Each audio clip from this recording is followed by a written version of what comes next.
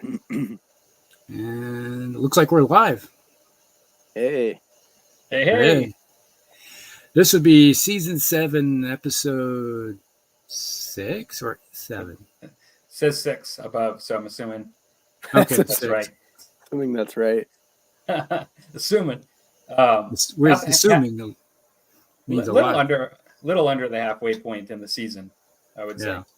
Just slightly under, but almost there, pretty much. Halfway there. Whoa. Halfway there. Yeah. So, looks like we've got a number of folks in the house. Thanks for everybody joining us. We got Chris from Walkabout Games. We've got Brad, Lord Draconum. I didn't miss anybody. No, a couple people. Yeah. Awesome. We got a Help Corrects EXE26. Yeah, who's that guy? I block him. Who's that? Who's that guy? Yeah. Where's the Lord of the Rings guy at? Yeah, we were talking just before we went live. We were talking about getting some games in. It's like Tuesday night. I was over at Game Castle with my friend Jesse, and we wanted to. I was going to play some bolt action with him because he wants to get started. Be his third game he played tonight, Tuesday night. Mm-hmm. And I was supposed to play against him, but someone else snagged him up, and so I was just kind of like being an unofficial observer, kind of throwing pointers towards his way. Yeah, he did Japanese, right? Well, he has Japanese and Americans. Oh, and Americans, okay. And he was playing the Americans, so he would. And I said, play the Americans because they're the easiest to learn. They're the most forgiving. 100%. Yeah, for a beginner, they're a good place to start. Yeah, so that's why I told him to stick with that one because he thought about playing his Japanese, and now I'll play the Americans. It's the best one to go with. Yeah, there's no finesse. You don't have to. Yeah. And he basically was like, oh, yeah, we need to work on some list building. I need to figure out how to make a good list. And I was like, well, then he was playing it, and he took the Air Observer. Yeah, I've done that. And that was a bad mistake because each time it came in, he rolled a 1, and his opponent got to place the bomb your own stuff. Yeah, so he basically ended up losing his Sherman tank and 2 squads from the bombing. Been there. It was like, no, that was a bad call. Yeah. But when it works, it's pretty awesome. I never really usually regretted it. I mean, I think that's happened to me too, but I always found, did he use it? Did he have 2 strike runs come in or just 1? He had 2 because he's American. And then both of them rolled 1s? Yes. See, that's I don't know if that's ever happened to me. That's never happened to me. Yeah. So that's a pretty bad luck. Yeah. So he blew his own guys off the table. It was like, did he roll for an attack bomber for any of them? Yeah. Yeah, so that's even worse, right? If the rules are the same, I think it's that was the worst possible outcome he could have had, yeah. Yeah, he just watched his guys evaporate and watched his tank evaporate. Like, and then his opponent was called in his artillery strike because he had his FO. He was playing against the Brits, and they got their free. Oh, freaking free, yeah. Yeah, and they called in, and it's like his entire center of the town disappeared under his under the barrage, and the Zoomy rockets coming off the Typhoon. It's like in general, I don't like the artillery strike or the air strike. The problem is, like you're already kind of describing it. It's sometimes it's game changing, whether it's against you or your opponent. I mean, sometimes it's kind of does a little something. It's kind of interesting and fun, but sometimes it plays such a big role in the game that it really basically the game is kind of screwed up from that, and sometimes it's not that much fun. So because I used to use an Air Observer as an American, you get the 2 to come in, and Mark and I used to have fun with that. But then it got to be kind of like, some of the games were just kind of like, okay, let's just start over because that was dumb. Yeah, it was pretty much he got really discouraged, and he was like, you could tell by the third turn of getting kind of hosed. Like, Yeah. and I said, just play another turn and learn from it. You know, Yeah. use it as a learning experience. I don't know, this is kind of bad. And it's like, well, I said, usually a game takes about playing an army at least 10 times to actually figure out how your game is supposed to go. Yeah, and then if he's new to bolt action, period, depending on what he's coming from, he's got some of that in his head, and it's its own game. So it takes a while just to get the system to where you understand how the interactions work. Yeah. But, so there was that. So I loved it though. I love the server. yeah, it is fun if you can get it to work. Yeah, it's just sometimes it's so unbalanced, if the roll, like you said, where he got 2 1s, or I've had it come in the one game I did, I forget what the mission was we were doing the scenario, but like I was supposed to, I don't know, there was some unit or something I was supposed to kill to get the plans or something. And he had him in this building by this bridge, and it was really coming together nice. And we'd only played a couple turns, and it's going to be a great game. My airstrike came in, and it was a bomber, and I bombed the building, and the building collapsed and killed him. So it was like, we laughed about it and had a good time, but it was kind of like, okay, that was, where do you go from there? that was the game over there. Yeah, it was like, okay, moving on. Yeah, moving on. But it was still fun. Just reset and move on. Yeah, See, it's I don't know that I guess I must have had a game where I've had 2 airstrikes come in and really do some damage, but I don't remember too many games. Maybe it's just because I'm not that good of a player, but I just don't remember too many games that that were just like broken because of it. But that's just my experience. Yeah, well, I had the few, and then of course you played a lot more than I have. The airstrikes don't even come in, because you're rolling a die until late in the game, and then it didn't matter. And so it's a lot of randomness, but it can really it can be really swingy, I guess. The big thing I'm saying. It's fun though. Now, one thing he did do in the game was he did a bayonet charge on a what the heck's the small little armored vehicle that the Brits have. That little personnel carrier. Brain carrier. Thank you. Yeah. Yep. So he charged in and mobilized it. That's funny. And I was like, oh, that was a good shot. Yeah, you mobilized it. And then it come in and it turned around and he had to back off an inch. So they turned around and it opened up on a squad and hosed his squad. So all he had left was the sergeant, and the sergeant charged in again. It's like, let's destroy that thing. He's just like, good job. That's funny. It was that he got the Medal of Honor for that one. Yeah, I would think he would. Yeah. That's funny. So what's everybody been up to since the last time we've got together? You want to go for first, me? Dan? Yeah, sure. For me, big surprise. I'm still working on Stalingrad terrain. I actually been making lots of progress. I probably have enough to, even if I have it pretty close together, to fill up almost a 4x4, probably maybe 3.5 by 3.5. Okay, nice. And that's actually done. And then the other thing I'm working on currently, this is all for my Stalingrad, but this is the famous children's fountain from Stalingrad. And this is the Eureka Miniatures one. Mm-hmm. I had to get it straight from the UK because Eureka USA had been out of stock forever. But all the little frogs up around the edges are little metal, and then the kids were all metal. And nice. You put them together by each one had one of their arms was detached at the shoulder, and the other one was holding somebody else's arm. Oh. And the fountain itself was MDF. Both the center pedestal and the outside is probably like 4 layers of MDF.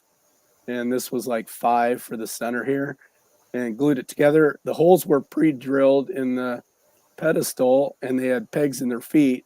So once you figured out the orientation, they just plopped right in.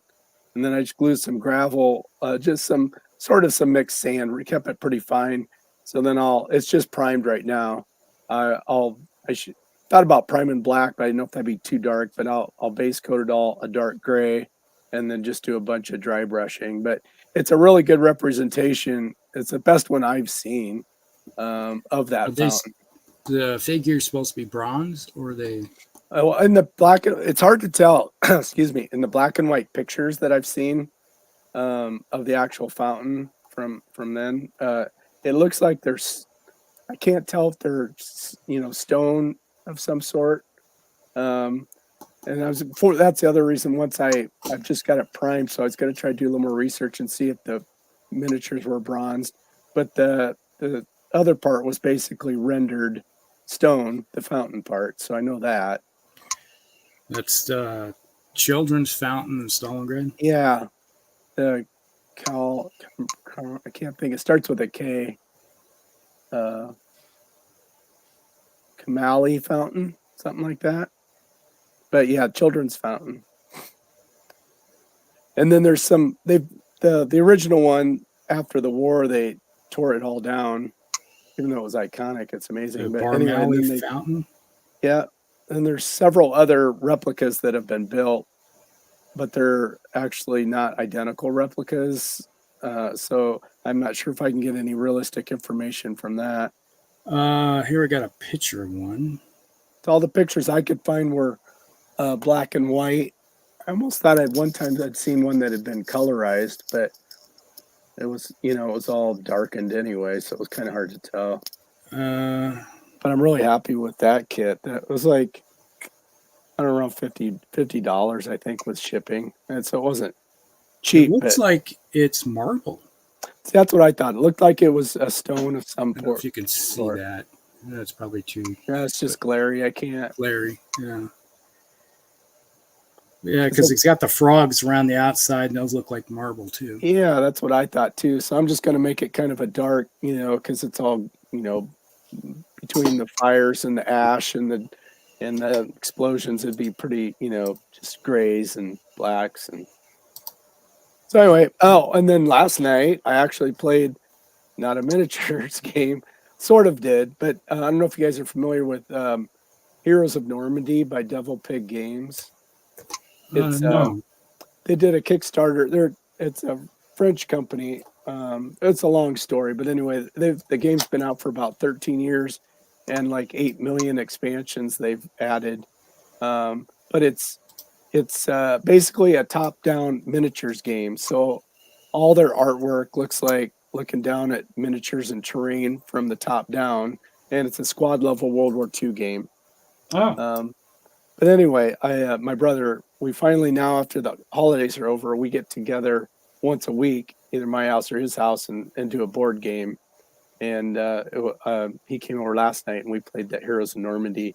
Had an absolute blast with that. Came down to the very last die roll of the very last turn to see who won. Oh, that's awesome. Yeah, so that was just gobs. We played it a couple times, maybe four years ago probably, and haven't played it since. And it's just really been, it's really been in the front of my mind. I've been really wanting to get it on the table again. So we did and had a blast. So sort of a miniatures game then in a way. Yeah. But that's what I've been up to. Well, How about you, Palmer? I haven't been gaming mostly because of the holidays. Like I mentioned earlier, I had a game. Oh, there we go. Looks like you got your thing up there. You guys can see that? Oh, yeah, thank you. And that's not the original one. That's a replica one. Yeah, because I imagine it's based on the original, so it looks like. Yeah. So I'm going to probably end up going with this. I'll have to do a little more research if I can find something that describes it. Yeah. Okay, thanks for that. Sorry to interrupt, Palmer. No, not at all. Yeah, I haven't been playing many games because of the holidays. I had one scheduled, but somebody just had a kind of an emergency and wasn't able to continue it. And basically, I've started the painting challenge, and so I've got I'm working on the tanks, and so I've got Sherman. Nice. I'm painting all the tracks black tonight. Probably on a resin miniature that I've already assembled. I don't know why I do it this way, but I always do. But the part I hate the most is painting the tracks. I don't know why. Yeah. Without getting it stuff all over the place. But that's the Sherman. That's the Stewart. And Cool. and I've got to and I'm working on painting the tracks on the tank killer. Oh yeah, there you go. Yeah, and so I'm doing that Sherman body, but tank killer. Yep. And so so that's it for that. Like I was telling everybody before the show, I'm feeling a little under the weather tonight, and so I'm not doing a musty drink tonight. It's pretty rare that no musty drink comes into play for this show, but yeah, tonight I'm drinking like a hot drink, and then I've got a water over here to drink afterwards, and that is it. A little bit of tea. Yeah. Sounds like a tremendous idea. Sounds good. But yeah, actually, I was kind of enjoying over the New Year's watching movies and stuff, and watched a number of movies with the time off, which was cool. And but besides that, been pretty relaxing, but not too eventful. Yeah, well, sometimes that's perfect. Yeah. How about you, Rusty? Well, I got a BattleTech game in probably every Saturday. And that's awesome. Every Saturday I've had a different BattleTech game going. Nice. So it's been kind of nice. Get a little bit of gaming in. You're an inspiration. Mm-hmm. Well, it's like one of them I had to drive to Iowa City to do, and then I wondered about that. Then I played one game at Game Castle, and then I went over to Mel Striker's 11B's house last Saturday. So we haven't talked about doing anything this Saturday yet, but Okay. there was always a good possibility that things could happen. Yeah, that's cool. So other than that, and I've been doing some painting. I would show one of the commissions that I've just finished, a BattleTech commission that was in the video I showed. That went out. Oh, hey there. Hello. Oh, yeah. How's it going? Hey, I'm Tim. late. I just checked my messages. I forgot it was Thursday. Yeah. Oops. Yeah, the holiday Hey. there screws things up. I've been thinking this was Wednesday, or I've been a day off for the last 2 weeks. That's because And- Monday was a holiday, so I always think that's a Sunday, so I'm a day off. I'm the same way. Yeah, So I've been off the entire. 2 and then- weeks. Yeah. Normally Thursdays I do the laundry, and it's like my wife came home and it's like, "Oh, I didn't do the laundry today. This is Thursday, isn't it?" It's like, "Yeah, I'll do them tomorrow." Why am I out of underwear? Yeah. But here I Wow. finished That these guys collection. today. So, these should look familiar, Tim. Yes, they do. You did a wonderful job on those. So yeah, it's a little bit of Karita and Lyrians. We got some Awesome. Lyrian Guard and some House Karita going on there. Oh, let's see. I got something done. God, they're heavy. And Oh, my drink of the night is going to be I need some painkiller, like some Bushmills. There you oh, go. how's go. your back doing? Is your back all right? How you getting No. along? No. Oh, shit. Like I said, I need painkiller. Uh-oh. So we are serious about the painkillers then. Yes, I am. Oh, That's too physical bad. pain, not emotional pain. No, I don't need that for emotional pain. So. But yeah, it's like a little Bushmills Irish whiskey. Oh, there you go. There's There you like a number of types of Irish whiskey that's out there. It's just other than the Jamesons. Yeah. Oh, yeah. There's a lot of good whiskeys out there. We go to this one little place and they have a really good, believe it or not, it's from Indiana. and it's a really nice rye whiskey. I was What's the so name of that surprised. Made by veterans and stuff in Southern Indiana. Yeah, So it's a boutique Good. style. yeah. Kind of a local. They do a lot of local stuff, and it's really good. I tend to like to drink my whiskey straight, just very, unless it's like one of those flavored whiskeys. I like putting those over ice, but if it's just straight up whiskey, Yeah. straight out into a shot glass and sip away. And depending on the day I have it, maybe drink away. Yeah. Yeah.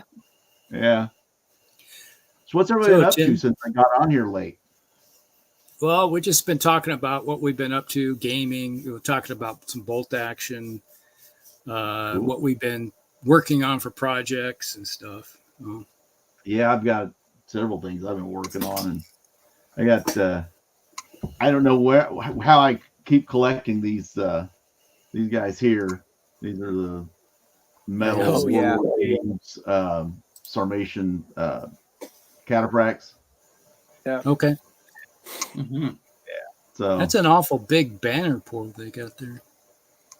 yeah. It's quite the movement tray too. That's a long sucker. Yeah, they You got room for how many more in that thing? normally it's for their cat. I've got space for Hail Caesar, so I can have another rank of them. But I'd hate to have the movement tray because then it'd weigh like 5 pounds because they're all metal models and Yeah. yeah. Well, if you're just sliding it around the table, it couldn't be bad. Yeah, along with the magnets and the little metal disc stuff, they get it. The whole tray gets to be a little heavy, but they're all right models. I mean, now Victrix is coming out with a bunch of cool new stuff. So yeah, it's there's so many things. I just gosh, if I had unlimited funds, I'd have to have a bigger house because I would be getting everything. I So know. what you're trying to say? Yeah, what I'm saying is I have an addiction. Yeah, you have a problem, sir. Yeah. Do they have a 12-step program for people like us that who just have to buy that extra little piece? Not that we Well, want it's 12 steps to the register to buy more. That's what it's called. Yeah. Yeah. That's Yeah, I I've been know. working on for another project. I've been working on a Dark Age fortress, so I've got it up here. It's all put together and painted.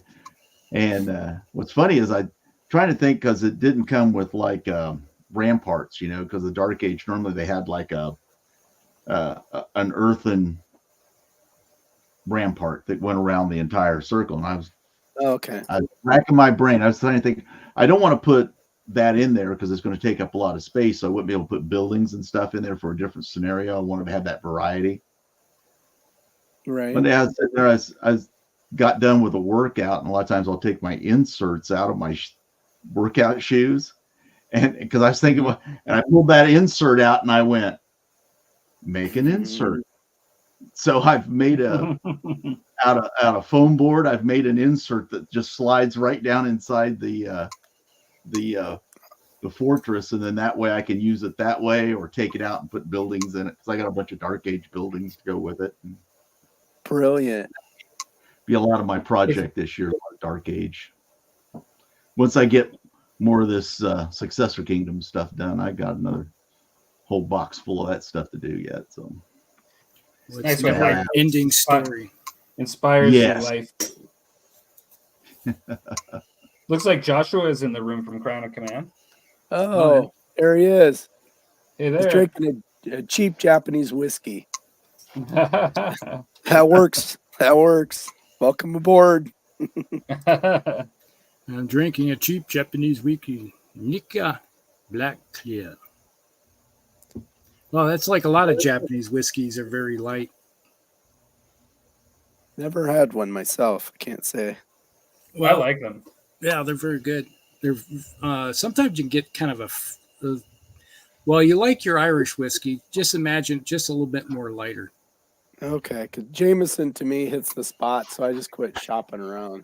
Just quit messing around. Well, one of these times, if you come over, I'll introduce you to some Japanese whiskey. Okay. That sounds fair. All right, so Chris said I'll be putting up some stuff to the paint challenge this week. I'm working on scenery and vehicles for the Musty challenge. Nice. Awesome. Oh, nice. I got to put up what I'm doing here now at one point soon. Well, I have yet to do, like I said, I'm off my game this week, so I have yet to put up the video of what I'm going to be painting for the Musty challenge. So it's sitting in the, I don't know if you can see it. Where's it at? Right there. It's in the case right there. No. I can't see that far. It's a black case right there. Oh, I see. Okay. Yeah. I see. I see a black rectangle. It's my Tomb King's case. Oh, you're Okay. going to the dark side. Yeah. Yeah, that's a whole nother thing. I mean, if you guys been following the buzz this week, you know what's Yeah. going on, right? Well, I seen the video. I was talking with Palmer about what to do about the Musty challenge. I was like, well, do you want to do orcs or do you want to do some bolt action stuff? And then that video came out showing what's the two factions and the two boxes are going to be the Tomb Kings and the Bretonnian. And I'm like, I got Tomb Kings I can paint. Here we go. That works. Dan, do you have any Bretonians you can paint? Yeah, I do. And I'm ready. I was kind of, before I painted any more, I was going to wait and see what the army book shows. Just not that I'm going to paint for that purpose, but I was curious to see, like, how many, knights or men-at-arms or whatever in a unit and some of that kind of stuff so that I, because I built this kind of to be 5th edition, which I won't change that, but I figured I was just going to see points-wise kind of where I was at. So that, because with just a little bit of work, I will be able to, and I already have the miniatures I need, I'll be able to try the new game system. And I thought that's easy to do, but I'll just be patient till I saw for sure what I wanted to make. Yeah. Yeah, I got to admit, I got kind of excited about it this week. Yeah. Yeah. Us old dogs have a hard time just going, no, yes, no, maybe. I know. Well, for me, I think it'd give me a chance to actually play some, because then around my area, and I don't live real close to that anyway, but I don't know if people are playing older editions. They all went to Kings of War, or a lot of them switched to bolt action. That was about the time that was getting popular. So, but that'll, that'll bring it back in the mainstream. So it'll be possible to maybe get some games in or do a simple tournament or something. We'll see. Did you guys see the leak? I don't know how legit it is, but there's a leak of a set of dice for the next one of the next factions.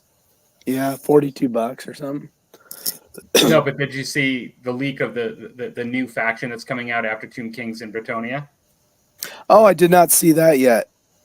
I thought I was all up to speed. Wow. Well, there's a picture of the Mountain Dwarves or something like that. The Dwarven Kingdoms, Mountain Dwarves or something like that. Okay. And they showed basically the typical GW dice cases recently that they're like the tall. It showed one of those with all of the kind of pictures and Dwarven stuff on it. Okay. And so people are wondering if that's true, then who's the other faction? If it's dwarves, speculation on orcs and speculation on elves. Maybe Right. You think also Empire. If you got the Tomb Kings in Bretonnia, you think that we're going to see the orcs pretty damn quick. That's what I would guess. I think they'd be a priority. How much are they saying that a set of dice is going to cost? Like $42, wasn't it? And the Bretonian starter set was supposed to be $255 US and That's what I thought it would 285 be. 'Cause, $285 for the Tomb Kings. all right, here's the last set of dice that I bought from. Yeah, they're still GW. packaging them like that. Yeah. It's the Yeah. Thousand Suns dice. I have Okay. those too. How much were they?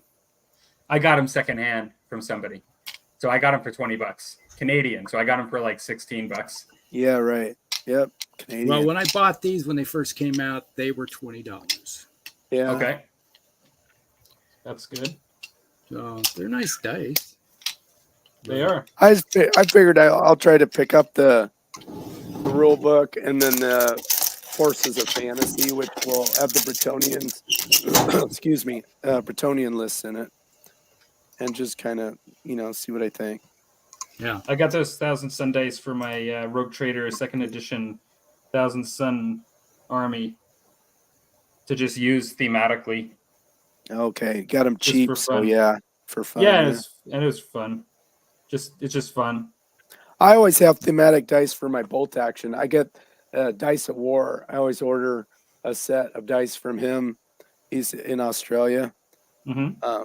Reasonable prices, top quality dice. He actually made a custom set for me one time, and that was very affordable as well for the Wow. 34th that's awesome. Infantry, because that's the Iowa. That was what the Iowa National Guard was in. World War 34th II. Infantry Division. Yep. Hua. Yep. The one with the Red Bull. That was me. That was you. Well, I got dice for you then. Only ones in the world, I think. At least made by him. Okay. That'd be all right.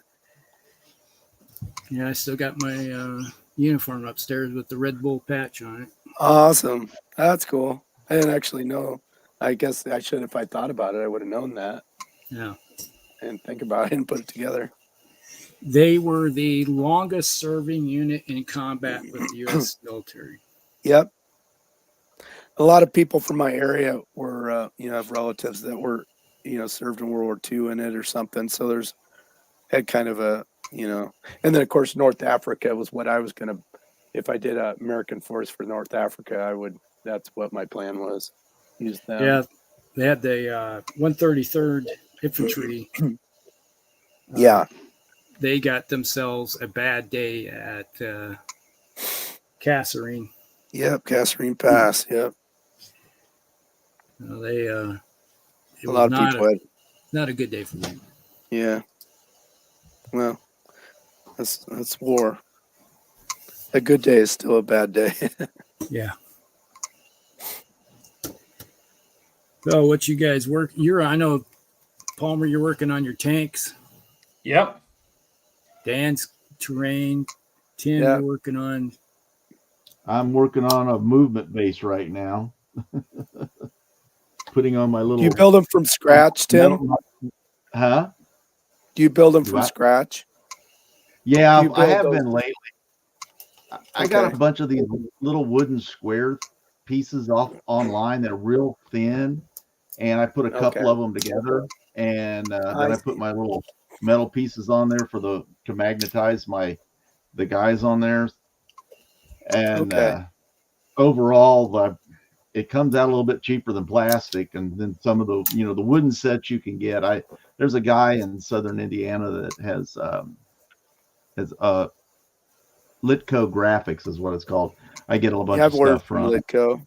Yeah. Yeah, and I like his stuff. It's just that I found this stuff, so I've just been making my own and then using a lot of magnets and stuff and a little trim, and we are good to go. Yeah, you can save a lot of money that way too. And then if you end up changing formations or game systems, you earn out a whole gob of money on movement trays. Yeah, well, and the way I like to do it is so I can actually pull the individual, depending on what game system. See, some game systems are model removal, some are not. Some want to play some skirmish games, and then that way I have them like individually based, and I can just pull them off and transporting them around there because I use. Let's see, where are my magnets at? Oh, they're over there.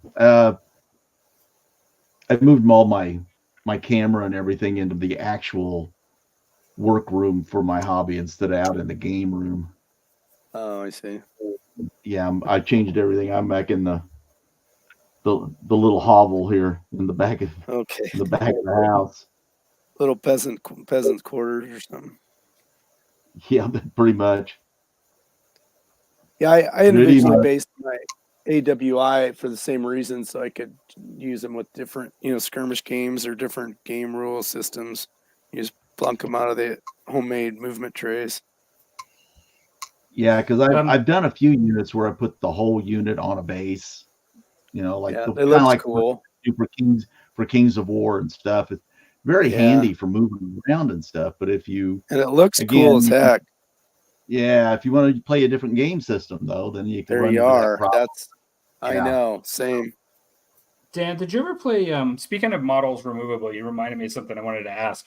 Yeah. Did you ever play Tank War for bolt action? And no, I never have. I have the rules about that box game, the box set. It was The only reason I ultra asked cheap. is I have models that are tank crew. Yeah. And is there a place for them in the game or?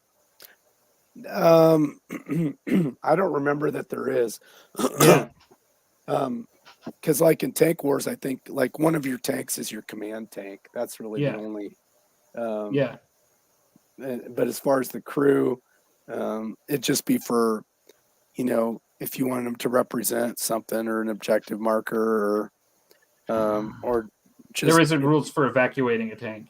not that I can recall. Crews can leave and recrew guns, but not that I'm familiar with the tanks. Okay. Not in the main rules anyway. Okay.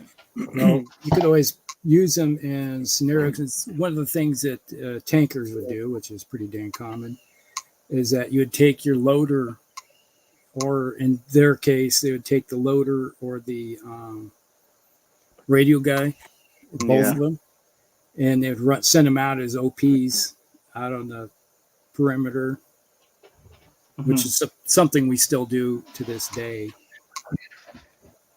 But there aren't actual rules for them. I mean, you could make up rules though. I mean, it'd be cool. Well, it would be far fetched probably. It's just still just guys, right? Yeah, they're just just basically guys. Yeah, acting as infantry. Cool. Yeah, no, I was just wondering because I might take a look at Tank War real quick too because they sold them at the same time in Tank War, but yeah, I don't remember them being around anymore. No. Yeah, I don't even. Yeah, the Tank War rules. You mean Rusty or what? Or the dismounted tanker Crews. Yeah. Yeah, I can't say either, but yeah, there's definitely sculpts on the market though. I don't know if Warlord still offers some, but Or so jumping back to what we were talking about before though, is everybody on board with trying the old world out and spending? I think it sounds like you are, Dan.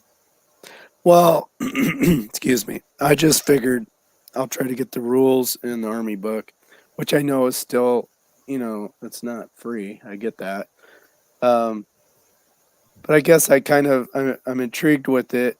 I've tried to follow it pretty close to see like the rules and different things. And one of the things I am liking is they are portraying the Bretonians as less dark and more chivalric. Yeah. During this time frame. In what? In the time period of the old world, because see, they're going back in history. Oh, okay. I thought that they were making them seem a little more consistent and not like lords of their own domains in the knights, because they were all like black and red. Yeah, well, that's one of the things, and I think the main. But they say you can do it they basically got lords, so you can paint them however you want. And I think the reason early on they were showing them that way was so it wouldn't be so intimidating for somebody starting a Bretonian force, because Sure, as far as an intimidation factor, if you feel like and then if the lore and all the pictures show all these fantastically painted multicolored individual heraldry, a lot of people are just going to stay away from that. So I think that was one of their main reasons, was to kind of give you an okay to do that. Yeah, And some people look too, and that's fair. yeah, But and just some of the different rules are intriguing to me. I think I don't know how it'll work on the table, but it's interesting. And I know Omaha is my closest city, and there will be at least initially, there'll be, I'm sure, a pretty good fan base at some of the different stores, and probably that Bug Eater tournament I go at, whether it's already this June or it's not till next year, I'm sure it'll be on the docket. And so it's just a chance to maybe get my old models on the table for even a bunch of games potentially. yeah. I may never play either, but I figured I enjoy the rules. I enjoy rule books in general. So I thought, well, I'll just see kind of what it's about. And at first I thought I'm not, and I may not. I haven't actually clicked the buy now button. When it comes Saturday, or if I end up waiting, for a few weeks or something. But Yeah. so that's kind of where I'm at. I don't know yet for sure. It's like for me, I'm interested in just the rule book because I got the armies. You're same way with you. It's just, All I I don't need is need the to- rule book. yeah, it's the cheapest route for me to think about is going that route is just buying the rule Yep. book and the army book they have. Yeah. And on the Batonian side, they're actually bringing back some of the 5th edition models, the mounted squires, which Medals, yeah. yeah, they're there still. And in a couple of their pictures, they show the 5th edition prophetess also on foot. She was in a picture, an army picture that they put up this week. What else was there? Well, they're talking about squires on foot, and they haven't shown any pictures of that yet, but they've announced they're in the army list. And the last time they had those was 5th edition. So unless they might be making new models too. That's possible. But anyway, I know my stuff would fit in fine. So yeah, I don't have to buy any models at all. Don't say that too loud. Yeah, well, I mean, I don't have to, is what I mean. That's true, whether I do or not. But I'm not. I don't like many of the 6th edition models anyway, so I'm not. I won't be tempted much by that. And but I gather from you, Palmer, you're not like interested at all still, Well, right? No, I kind of was interested. I went back and forth, and it's not that I'm not interested at all, but I'm not like, I don't know. I've actually been purchasing a lot of old models for both Warhammer 2nd and Yeah. 6th edition and for fantasy. And Yeah. I did actually do a trade recently and actually traded away some Bretonians for some pink cars, the originals. Oh yeah. Oh, But, awesome. That's good. I'm getting 15 blue horrors and 10 pink horrors that are the originals. Oh my god, those are gorgeous models. Yeah, I yeah. love them. And I guess I saw the price for just the rules, and that's the thing is like, I don't know. It's not that I haven't dumped a lot of money at GW rules brand new like over the years, but it's I'm kind of gonna just sit back and just look at it from afar for a moment. Yeah, that's fair. And then just I may and do then that. and then potentially jump in. Which is not what really supports the game. I understand that because like they're gonna look at it like as initial release and how it did, but I guess I don't know. I'm not too swayed by the fact that I'm not changing my bases, from 6th edition. I'm not. I don't care. And like I'm just gonna not worry about that part. But same. But I think I'm open to it. It's just the money for the rules and stuff. I just have to see. It's not cheap, right? Like when you actually, I don't know what it's going to be there, but for just 2 books, like just to get stuff for Beastmen to play, and forget like other things, but just for Beastmen and the rule book in Canadian, I calculated it out. It's going to be like $175. So like $200 Canadian for the 2 codexes, main codexes in the rule book. But even just to get the 2, it's like getting into a game almost, like with miniatures.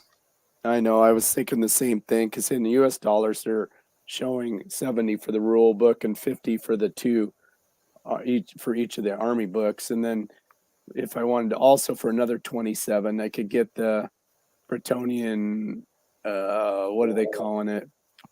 Rusty.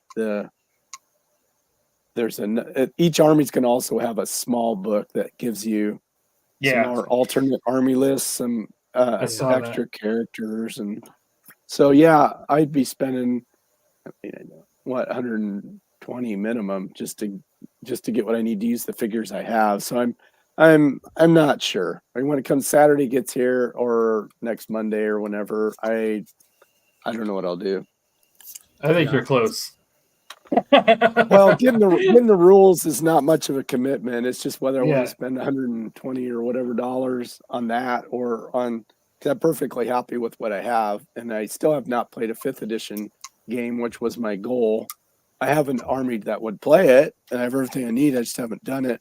Rusty and I talked about it, and we just, haven't gotten to that yet. Yeah, so it's right now. Do that. I'm not in a big rush to go out and spend a bunch of money on it. That's for sure. Same, yeah. But what do you think, Rusty? Are you would probably pick up the rules at some point, maybe, or not? Yeah, it's like I'm not going to go out and break the bank immediately this weekend and say, "Hey, I got to have it today." And it's like you pre-order, yeah. Yeah, it's like okay, it's cool, but I have, I got every edition since 4th edition, and actually 3rd edition because I got the 3rd edition book. Okay, yeah. So it's not like I need to go out and spend a bunch of money on something. Yeah, I know.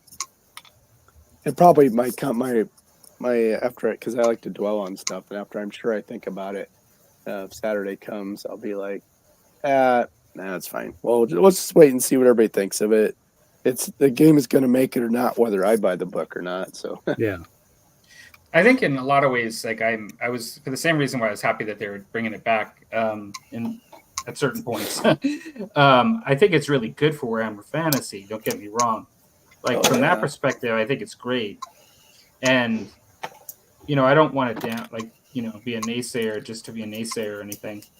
The thing that I struggle a little bit with is, as someone who kind of appreciates the Horus Heresy 40K stuff from afar, and has always liked the Forge World stuff over the years, looking at it, I do wonder when I see the prices just for the rules. I do wonder whether the old world philosophically is meant to be like an elite club of people that are willing to spend a lot of money, like on the Horus Heresy, for stuff.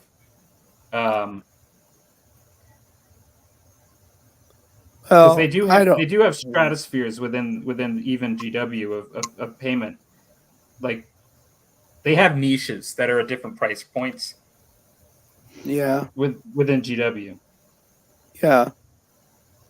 The high point of that was the Horus Heresy when it was at Forge World, where people were buying total Forge World armies to play like in the to play like in the Horus Heresy timeline of 40K, and you were basically spending just ridiculous bucket loads of money on individual models, like right.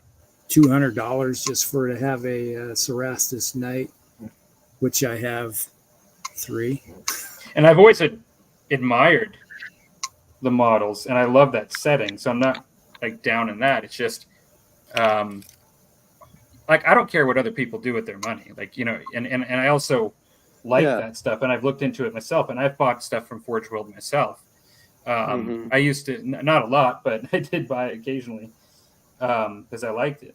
But I just wonder. I do kind of wonder now that the GW has the Horus Heresy within its confines, not in Forge World, and I do wonder whether there's some sort of similar approach at hand. Well, but also at the same, it's interesting.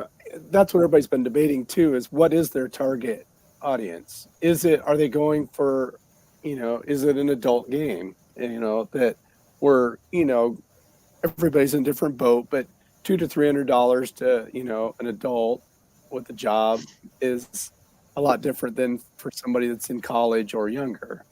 It's funny because even though it's true, I've never actually grown to look at it differently. Yeah. But you know what I mean? I mean, it would literally, like a high school kid might literally not be able to buy it. I mean, he would, Yes. you know what I'm saying? But Yep. the other thing, then you also look at when it's really not, other than some of their individual big models, it's not as overpriced as I would think. It's just because even like they're talking their, is it the, let's see, I know for a fact they were saying that a pack of 3 of those Pegasus Knights is going to be $60 US. And you can argue they're 20-year-old models and all that. I get that. But if you just wanted to buy a Pegasus model, I mean, you probably have a hard time finding, that's $20 a piece. I mean, maybe you can find one for 15. I mean, that's not, it's $60 for a box of 3 models seems high till you start breaking it down what I spend per model. And even like the collecting you know market's not good. Not a good example. But yeah, but what's that now? The collecting market's not a great example for the average person. No, but that's not, I mean, $2 to $4 for a miniature is not crazy unless you're buying masked plastics. And that's really, that's what some of their stuff is going to be for an infantryman, $4 a piece. You could say you're not getting a bargain. That's true. And I'm not trying to support them at all. I mean, I am just, when I'm thinking about it myself, sometimes I'm like, well, really, at $255 for the rule book, your templates, your dice, a starting army list, and everything you need for a 1,250 point army. That's actually, I mean, yeah, you can buy a Kings of War army for less. I mean, it depends again what your, you know, what your, but if I was going to build one, even just using other companies' models, you know, maybe I could do it for half that, but it's not, you still got to have to buy the rule book for 70. So, I mean, you know, it's not obscene amounts of money, I guess is what I'm saying. Well, I guess it just depends on how much you need to get, even outside of the main box set. Because the box set has always been a value product. You know, like the box set is the value way to go. You know, no question, and it always has been. Right. It's all the other stuff you buy, right? Like, but you don't need that if you're going to play a 2,000 point game. You only need to add, you know, another 1,000, 750 or what? 750, yeah. Yeah. So I mean, it's not crazy. Yeah. You know, it's still more than a casual person would spend just to try it out. I get that. So I don't know. I don't know. Well, you look back in the days when the box set would come out, everybody would typically, you and your buddy would buy one, and it's like, I'll take this army, you can have that army, and you swap, you know. So you're doubling everything up. Right. Well, there's a fair number of other things, supplemental things to get, you know, and then the question is, I guess the question to me also is if they'll go the Age of Sigmar route and come out with new factions that I guess there won't be new factions, you know, but like the whole escalation component of it. Yeah, that's my concern too. Part of me wants to just stay clear because, you know, then there'll be a bunch of errata in the rules. And then in a couple of years, you have to buy another $70 rule book. And by then maybe I haven't even played a game yet. And so do I even want to go, you know, that's why, like we've talked with the old editions, we're like Palmer, you're playing 6th and I want to play 5th. It's everything is, even if you use proxy models, the rules are there. That's done. It's final. And you can go on eBay and pick up a 5th edition or 6th edition rule book for nothing. And you can find PDFs even for free if you want to go that way. But yeah, you're right. There's so many of them out there that you can. So, you know, that's the thing. Cause it's like, okay, I bought the book and I got the army and I bought the extra to get to 2,000. So by now maybe I've spent, you know, $500 or something, or $350 or $450 or whatever. And then year or so later, there's some new units that you need, and then they changed the army book. But I know, like Lord of the Rings, see, some people are hopeful they're going to kind of follow that model, where basically the rules haven't really changed, and they've only had basically a couple of editions since it came out in 2000. And then their army books, they did the same thing. With, I'm sure just a couple of army books. You didn't cover your microphone by chance, did you? Me? Do you? Oh yeah. Just for a second there, you sounded like you're underwater. Oh, it might be my throat too, because I'm. No, I don't think so. It was your mic, I think. Oh, sorry. I don't know if your mic can get. It's on my thing here. Oh, can you hear me now? Oh yeah. Okay. It was really muffled there for a moment, so that's why. Oh, I might have covered it with what I was doing here, but so I didn't know if maybe it's just hard to say. It's just GW's known to be, in a couple of years you got to buy a bunch of new books, and I'm not doing that. I would rather not start than get down that road myself. Yeah, I don't want to sound like a total down. No, Mel hopped in. Hey, Mel. Hey, Mel. No, that's fine, Paul. And again, I'm not like a fanboy or these are the things that I've been arguing with myself in my mind, trying to decide where I'm at on it. Yeah, I don't want to sound like a total downer, because like I think it's a positive thing that it's good for everybody. Fantasy's back on the map, and it's exciting in a lot of ways. And the argument you used about old models versus new models, I kind of use that in reverse sometimes, and I kind of agree with you, but like a lot of times I'll have a hard time. There were times when I had a hard time like spending $60 like on an old model, but then like just turning around and realizing it's about 60 to 70 for the new model, so like it's about the same amount of money except it's metal, and it's like, and I like it more. You know what I mean? Like the metal. And so even though it's used, yeah, it's something I like more, and it's about the same anyway. So in some cases, I'm not it's the same. In some cases, it's not. Yeah. Well, Chris made a comment here. I'm not tempted by any of their models. He said that the release is for us old guys. Most of the younger players here are complaining about the cost and the amount of miniatures they have to paint. Yeah, I mean that's fair enough. Well, they look at it. It's like, you have to have how many miniatures for a unit? That's ridiculous. And it's like, well, yeah, that's why Kings of War they kind of went that. That was pretty smart, really. And even using their models, which are whatever quality, but they're very, very affordable, and you can put. Yeah. You don't have to put it doesn't have to be 20 on the base, and they have that sort of that minimum amount. I forget what they say, but like 10 or 15 can fill up a base that should be 20 or 25 or something. You just put in filler stuff in it, and you're still and so then you don't have to paint them much. Yeah, we used to do that back in Fantasy, like especially with like horde armies that took you forever to build up. You just build a piece of terrain and put it in there, and takes up because they're dying in droves anyway. Yeah. You can't even pull them off fast enough usually. I actually think that's one of the things that you either get or you don't, though, too. Like you either look at your army that you're painting and like see this mass building on your table and like look at it, and then like look at all the ranks and the depth, and like either like get inspired by seeing it, and like and you essentially get it, like or you don't get it. Like it's not for you. Like you're not at all inspired by this idea of like just looking at all your massive troops building up. And that's where I'm at. I love that.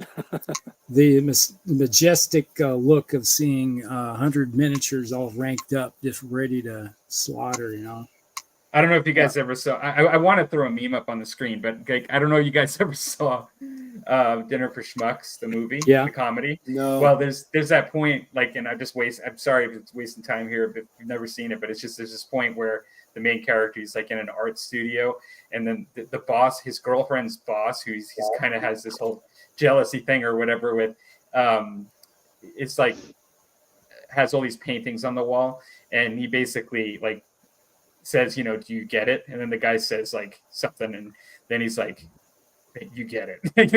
He's like, either get it or you don't. Yeah. He's like, you get it. But yeah, it's not something that you can It's hard force to on someone. describe. Yeah, you can't make them want. Yeah. Want something they don't understand. And I think that was part of the problem with the originally. Those of us that played fantasy loved it, and we just loved the look, loved playing the game, how it worked out. Didn't really. It's like, yeah, we complained about how the rules worked sometimes, and it's like when they went to a new edition, the magic system now is just really bad or really good, or we always had something to complain about, Right. but we still played it. Yeah. Yeah. But now it's like then when they burned it to the ground, it's like, oh my God, you took my toys away Yeah. and replaced Yeah. it with something. And replaced it with something so much better, right? It's like, all right, I'll give it a shot, see how this, and then you was like, no, I don't. You went from a mass combat game to a skirmish game system. It's like, it's not the same. It I doesn't know. feel the same. It's not what I wanted. It's like the whole reason I played the fantasy game because I love the ranked up and everything. And Yeah. Yeah, it's that was a shame. Well, then I saw about a year or two after they started that they started the model count was getting so big. There were people that were making the big skirmish trays for it because they had so many models. It was like, aren't you defeating the purpose of the skirmish game by making it so large? You got to put your Put a Ford movement Omris tray. Yeah. on a movement tray now, and it's like, okay, what did you gain? Yeah. What did you Look at what you're doing. Yeah. Yeah, I don't know. It was something I had to step away from GW for a while. I just went a completely different direction. I couldn't do it. So I could still build chaos and an ogre kingdom thing every once in a while, or an empire thing, but those armies. So where you at so with the new release, Tim? Were you? What are your thoughts? on the new stuff? It's a Yeah. wait and see. It's Okay. to me. I guess the question for all of us is: are you the model first person, or are you a rules first person? I am a rules first person because to me it's all about the game. Okay. I've played war games with blocks of wood. You know, Okay. as long as it's involved and well written and appropriate. Now you're never going to have balance, obviously, and Warhammer Fantasy back in the day was two things. It was never going to be balanced, and it was never designed to be competitive. It was, and see, with Americans, and I tell this to all my friends overseas, you make something and you give it to Americans, we're going to find some way to compete with it. Yeah. No matter what it is, no matter what you say, because if you go back through all the old White Dwarfs and everything, they preach this over and over and over again. This is not a game for competitive players. But what happened? It began to be a competitive game, and that was the death nail of it. Because did it become competitive because people made it competitive, or because they found it was a good? It's in our nature. It's in our nature. Right. We are competitive in nature. You give us something, as a simple game like that is based upon fanciful stuff. Yeah. And the first thing we're going to do is mine's better than yours. Yeah. I was thinking the big thing was they went down the tournament path, and it wasn't necessarily because of Americans, but because of that was a model that seemed to be their core fan base, and those are the ones that would buy the models to all one that up the came other guy. from our need to compete. That all came from our need to compete, and we got just sheer in population. We have the competitors, and if you notice, all the biggest tournaments started being played here in the States, and they even had a circuit at one time. So I'm wait and see. I'm wait and see. I want to see what the models are like. I want to see what how if they're cartoonish the way they were going before. To me, I've always thought like AOS stuff started getting into the real cartoonish look to them, almost way over the top, even for the Yeah. humans. And if Yeah. it goes down that road, I'm not interested in it. I'm like you. I like the old 5th, 6th, 7th, even 8th Yeah, edition. way. Even some of the models in 8th edition were like, oh my God, please, people, tone it Yeah. down a bit. They showed the Well, yeah. picture of the new. Originally was designed by miniature wargamers that were historicals.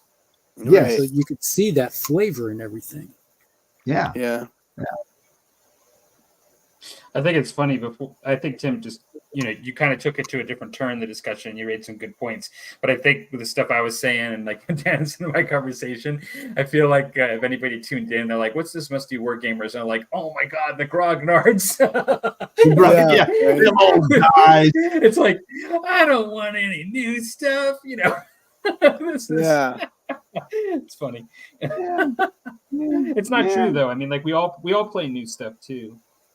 To Oh, some yeah. degree, it's just Oh, I don't know. We kind of get set with certain things, I guess. You can't have Yeah. your dwarf warriors looking like that. That's just wrong.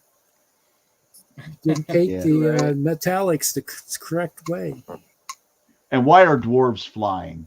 I mean, come on. I mean, Oh. I remember the old gyrocopter thing, but then they Yeah. come out with airships and they're like, oh, come on.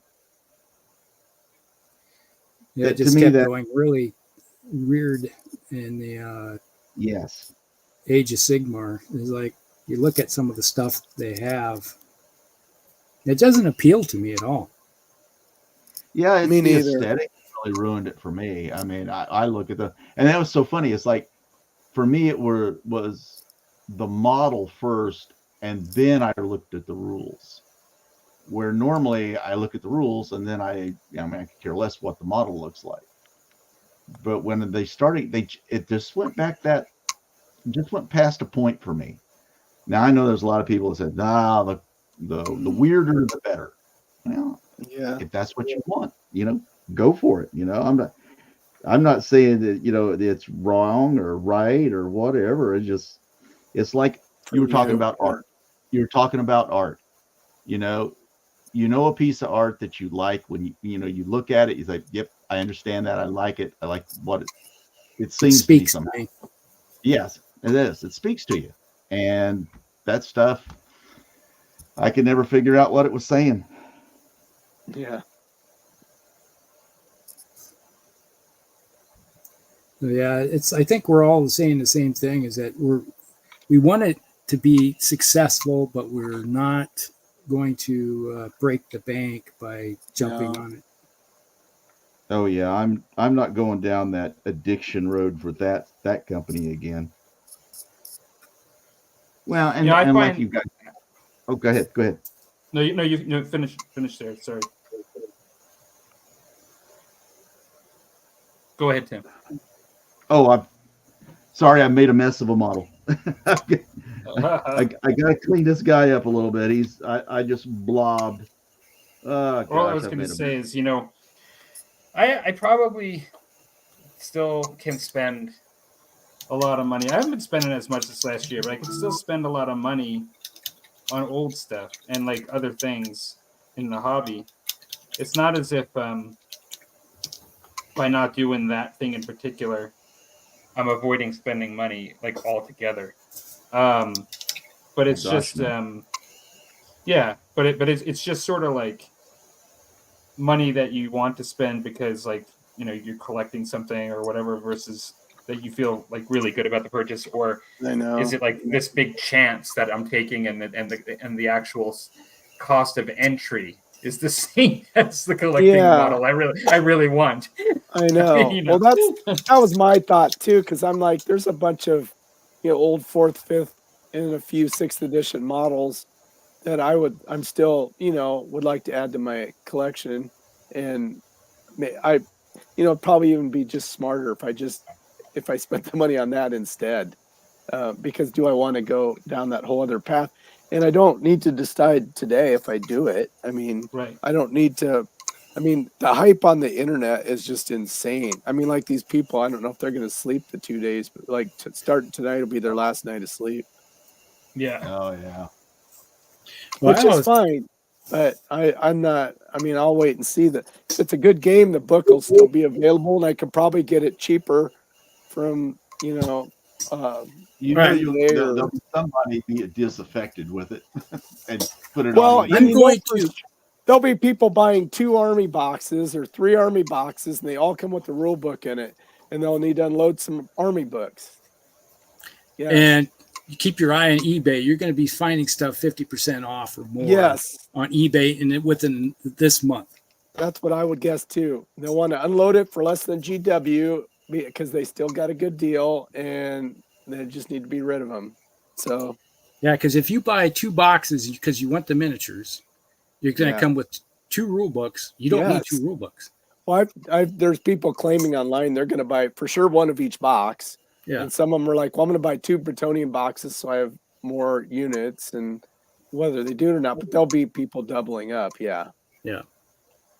Because this is the That's first always time the they're case. having to release without 2 armies in it. Because it used to be you'd buy the box and maybe you'd split it with a friend and then you'd share the rule book. And now it's kind of a little weird that they're doing it that way. Why they're putting a rule book in that? Why don't they just sell that as an army box and the rules separate? I don't know. It just seems like a bad idea to me. Plus, they could cheapen that army box down so even people mentally can maybe like, well, I'll get the miniatures and then I can paint it, or then my buddy will buy the rules and we'll each buy the miniatures or whatever. I don't know. It's weird. Well, there's some comments I got in here. Let's go burn through. Oh yeah, sorry. Mel said, I've got wrapped up in researching Deneb light cavalry for Battletech. Lost track of time. Battletech. I foresee something happening in a future campaign here. Oh, maybe. AOS spoiled. Yeah, that's one thing. I was watching a video about somebody that was complaining about they read the rules about shooting in fantasy. And they're coming from the realm Oh of yeah. Age of Sigmar. Simplified. And they said, why can't everybody shoot? Oh, I saw something about that too. Somebody, they're just a rant. It was like a 15-minute video ranting on how bad the shooting rules were. It's like every model should be able to shoot because they're coming from Age of Sigmar, which everybody can shoot. Yeah. So I'm like, well, it's totally different. You can't shoot to the guy that's standing in front of you. You know, it's a totally different game, so it's Yeah. going to be different. Yeah. Although people love it, and there'll be people that are just despise it. Yeah. That's how it'll be. Personally, I think the concept of mass table miniature games will not be so successful commercially in the modern market for such a niche hobby. Yeah, that's a good possibility because Yeah. I think we're going more and more to the attention span of a goldfish. Yes. Skirmish games are all the buzz now, and they're very successful for at least a Yeah. little while. But there's, like I said, there's those of us that do like our big games. Right. How do you think Game of Thrones, the game Fire and Ice, fit into that? Well, Well, that's an Isn't interesting that a thing. mass I've got a combat bunch game? of that. Huh? I play that You're- game. Yeah, it's kind of a tweener because everything it's kind of like Kings of War, where everything is on a standard size. All your infantry is on the same size base, no matter what faction you play. All your cavalry are on the same size base. Now they have come out with some different kind of units that come on a round base. So they're kind of like the way a monster would be, but it has multiple models on it. It's kind of like I don't know, Fanatic models or something like that, where it's a base not within a normal infantry square, let's say. Mhm. It falls somewhere in between where the way a skirmish game is and the way a mass battle game is. But you're So kind of is everything on a movement tray, or is it just individual? almost everything is on a movement tray. You got, like, for infantry, you got 12 models on a movement tray, and cavalry you got 4. That's kind of your base standard. Now there probably are going to be exceptions at some point in time. There's just so many factions now. It's I haven't played it in like 6 months, but it's a game that I'm fairly familiar with. I was always afraid when I first saw it that they were going to go down the same route that Games Workshop did with their magic and all that kind of stuff. And it seems to be that's what's happening, is like every unit that comes out has something special that they got. They're just not like your basic ground pounder. He's got a stick and a trash can lid. It's like you don't have that basic troop type, and that's all you got. Most of them, they all have this thing they got to do. And now they're getting to the point where I was laughing with a friend of mine who works at a game store, and how they call it different things, but it's the exact same effect for different units, factions. It's the exact same effect. It's like, man, they're starting to repeat themselves, and it's almost like the game is getting too large for what it is. Yeah, And I don't know. I'm kind of that's a concept we talk about a lot. Yeah.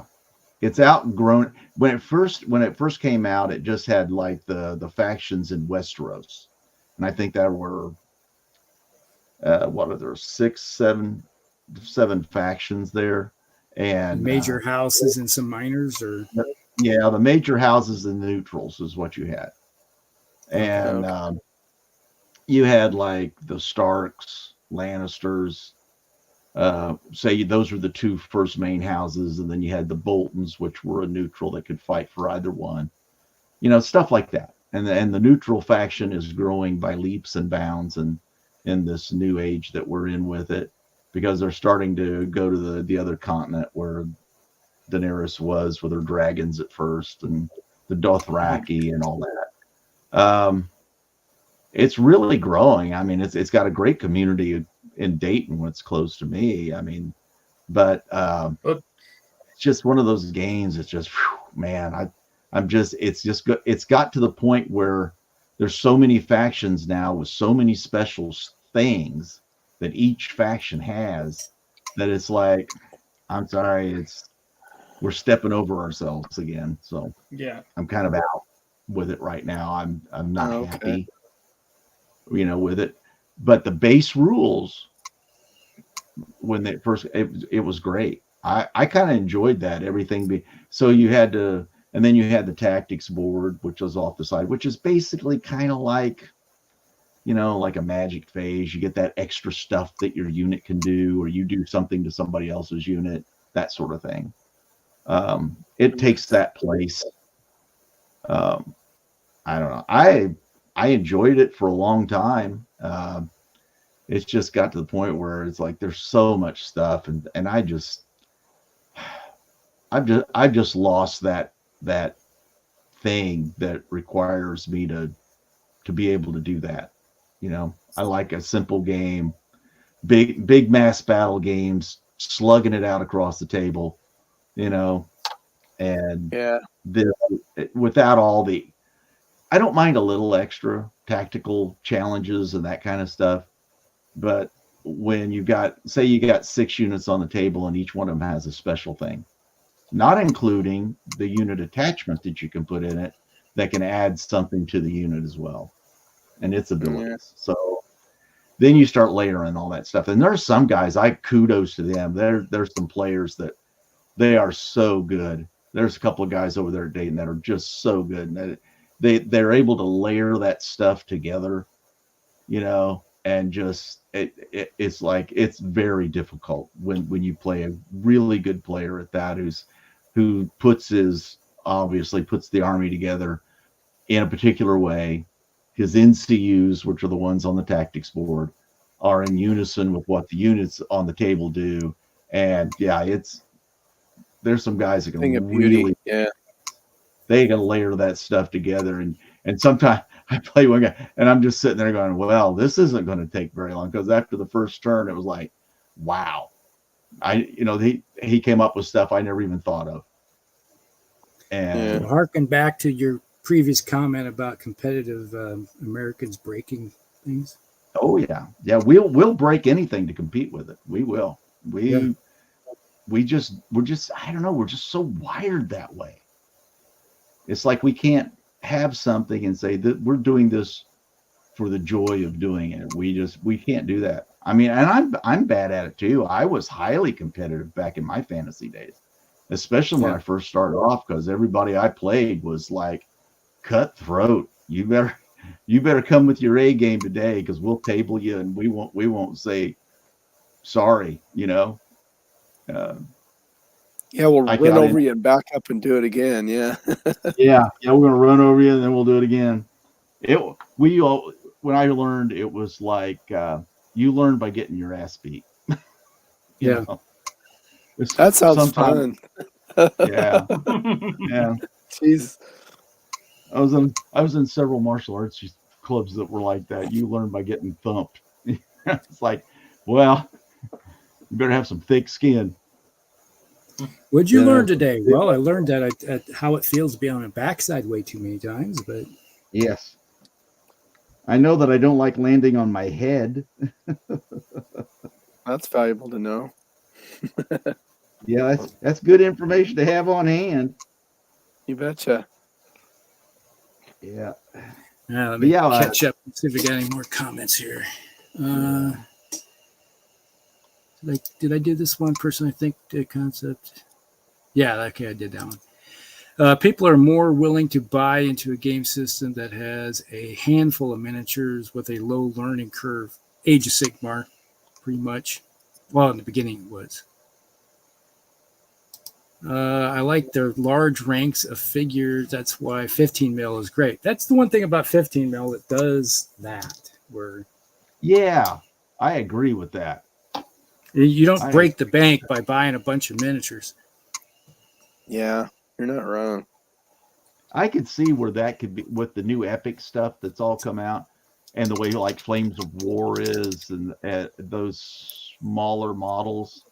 I could see where in the future that could be where the big mass battle games will drift to. People will begin, because you can just have so much more on the table.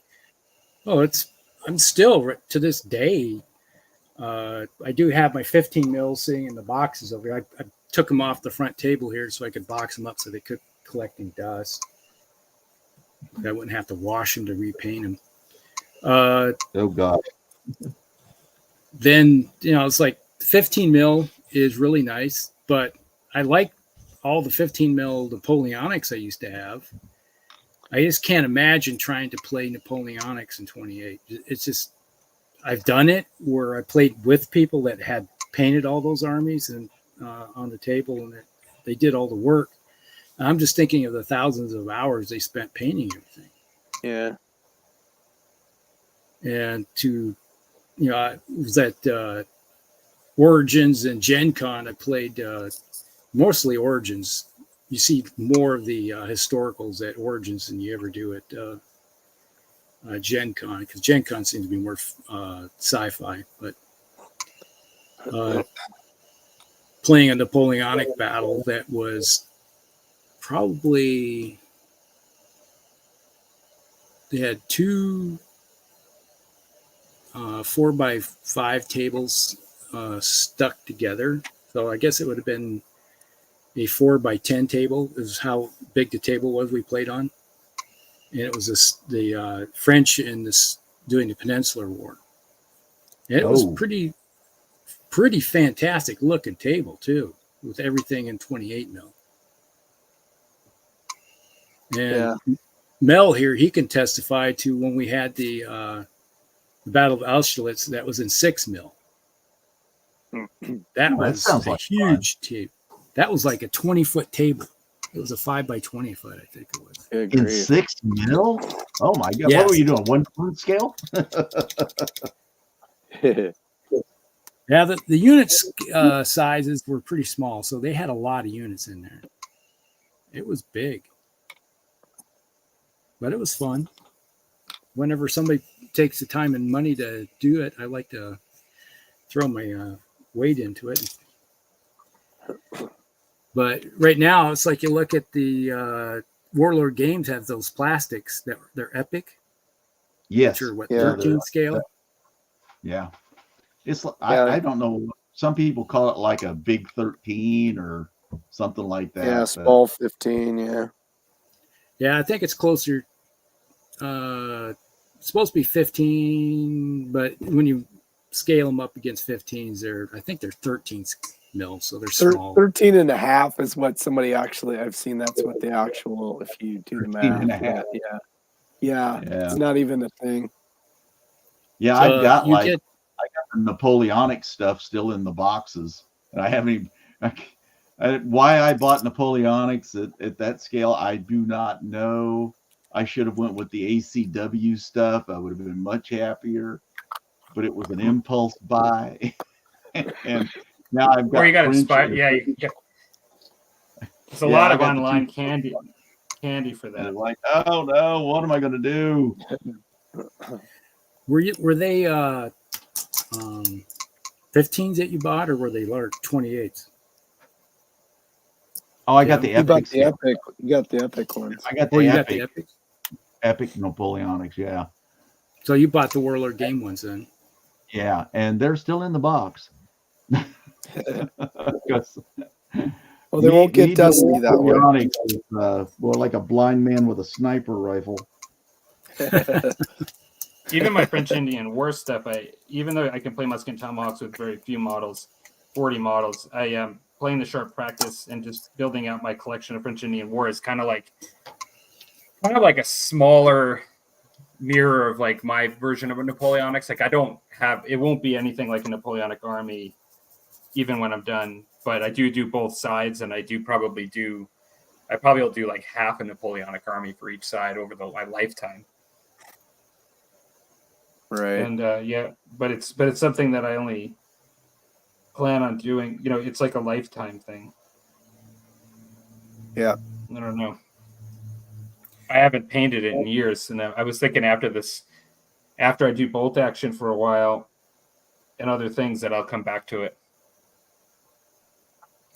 Yeah, sometimes just certain things just talk to you. It doesn't even have to play it. You just want to paint it. Yeah. Well, and that's Palmer.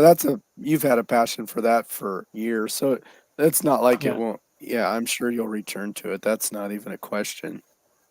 Oh yeah, I no, don't I think. will, because it's even as I'm doing this and I'm talking to people. Like over Christmas, one of my relatives said, "Oh, I thought you were really into the French Indian War stuff." I was like, "I am actually." I was like, "It's my favorite period." Even though I'm doing this, I will be going back to. Yeah. And I think exactly. you'd be having more enjoyment out of it if you played more games of it. Yeah, probably true. And I think that's the biggest problem we all have is getting the people around you to play the system that you really love. I can play games of bolt action in Calgary, no problem. There's like groups of 20 people or more, just like with Facebook pages to play.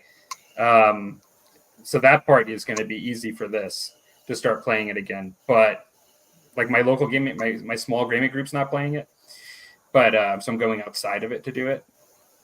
But at the same time, I can't even really necessarily do that as easily with Musket and Tomahawks.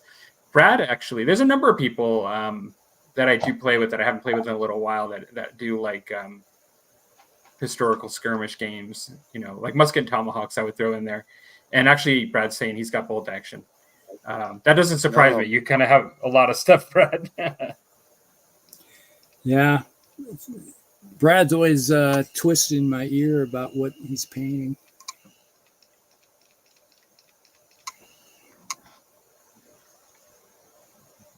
It's not hard to find in Calgary. It's not hard to find bolt action. It's a popular game. By the way that they're talking about it even at the store, it almost seems like at times it's growing. Yeah. Well, that's the thing about historicals, you're always going to find somebody that wants to play historicals. Yeah. On the model count's not that high. World War II's, is one of the more common. Most people have some knowledge of, around the world, probably have some knowledge of World War II, where maybe you don't know anything about, the Napoleonic Wars or medieval or, but everybody's got at least some passing knowledge through history book, school. That I think all those different factors make it kind of and it's a solid system. It has to be a decent role game, a system, or nobody would play it anyways. But let's see. Yeah. Tourney scene. Oh yeah, tournament scene became a thing with GW when they went public as a company and had shareholders. Oh yeah, that changed them up greatly when they went public. That was one thing when they went public. They now were forced to actually really make a profit, and how do you make a profit is by selling lots and lots of miniatures. And that was a major issue that we see how they changed their scope of how they did things. Yes. That's why they crank out a new rule book every 3 years and army books, and got to get the bump in the revenue stream. Well, yeah, that's the thing that GW did is that, every 2.5 to 3 years, you have to go to a new edition. And by a new edition, what was it selling? Okay, we'll change in the rules. These units are now good. That's the go-to, the ones, and we have to bring in a new unit. So obviously that has to be a good, because we want the new stuff that we're producing. Everybody has to have that. So it was kind of the mentality that they had of changing everything. God, that was an addiction. Jesus. I can remember, that new rule book would come out and have this new big critter you had to get. Yeah. Well, and I actually liked it. The thing you painted, Rusty, for your friend, for the orcs, the Maw Crusher. Yeah. That was an example of like a centerpiece model, like a new faction that came in for AOS early on. And then they had this awesome beast, like the Maw Crusher, which is really cool. Was that Jesse that you painted that for? Yeah. It was Jesse. Okay. Yeah. And so that was an awesome model. I mean, but it was kind of like what Tim just described. Like, they, like it was their piece that, they're going to get you to get you to buy. Like everybody's going to want that. I mean, like who wouldn't want it? I thought it was cool. Well, I liked it just for the fact that it was fun painting. Oh, yeah. Yeah. It's very cool. As a matter of fact, like, as much as, depending on what they're going to do, I mean, like, ultimately, Warhammer Fantasy Battles always added miniatures over time. Ultimately, everything does get miniatures eventually, like new miniatures. Yeah. That Maw Crusher would be good. Like, wouldn't that be good to be on a big square base, like, and thrown into the new Warhammer for Fantasy? your orc army? That would be great. Just throw a real orc on it. Like, throw like a black orc on it, like the size of him, he would work good as a war boss, just the sheer size of him, because orcs get bigger as they get older. That's true. Yeah. So he would work really good as a war boss. It's a good thing most of them don't live long enough to get bigger. Yeah. Right. It's like in the 40K books. There's that one orc lord that's this like 100-foot tall or something. He's just so massive. How do we kill that thing? He's the size of a great Gargant. Josh just mentioned from Crown of Command that Brian Ansell era was the best era of Games Workshop. The game's miniatures. And White Dwarf was a true hobby magazine made by legends in the hobby, which I'm sure you guys have all heard of. That Brian Ansell passed away then. Yeah. There's that little thing going around where you're supposed to have you sitting there at the table with this sitting there, and people are putting their armies out, and they're all posing the same exact way he did. Yeah, saw that. It's pretty cool. That's a great way to honor somebody. It is. I thought it was really fun.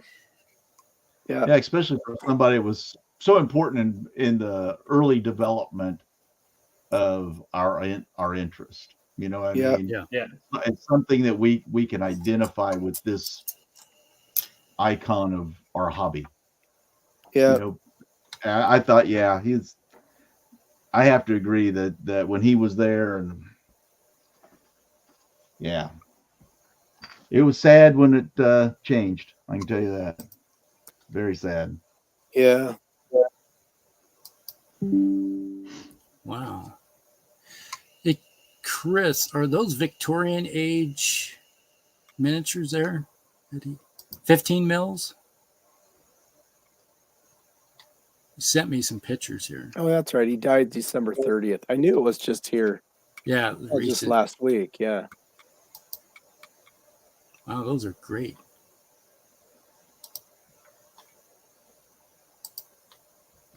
All right. Okay. Mel said he's not for a campaign or scenario. Yeah. Okay. Sure. Just have battle mechs that need paint. Okay. If you paint something in a specific scheme, it's going to have to show up in the scenario sometime. Just saying. I like my Kings of War as a hobbyist because I like making dioramas out of the units and it's easy to learn. Yeah, that's true. Yeah. Yeah, I've seen some really great Kings of War bases where they do their units and their whole unit is like a diorama that they put on the table. Yeah, they're pretty fantastic. Yeah, it is. That looks like it's a lot of fun to do. He turned his into a King of War. Song of Ice and Fire, Age of Song of Ice and Fire. Yeah. Basically Game of Thrones, what we were talking about, right? Yeah. Yeah. Yeah. Mini Warmutts in the house. All right. Hey. The original 15 mil, it fits with all the old stuff because the newer companies are more 18s. Yeah, that's true. We came to find that out was when we were doing our 15 mil fantasy, and I had my old stuff, which was the old scale from back. Yeah. And Mel had some new stuff, and it's supposed to be 15, but they look closer to 20s to me.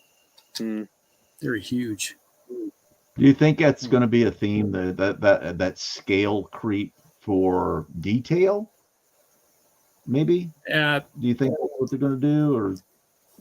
Well, if they're hand sculpting them, I think that might be the problem.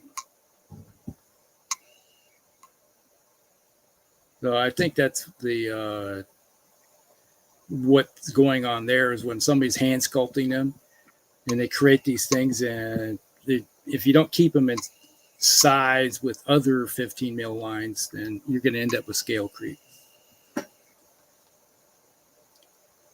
which would be my guess.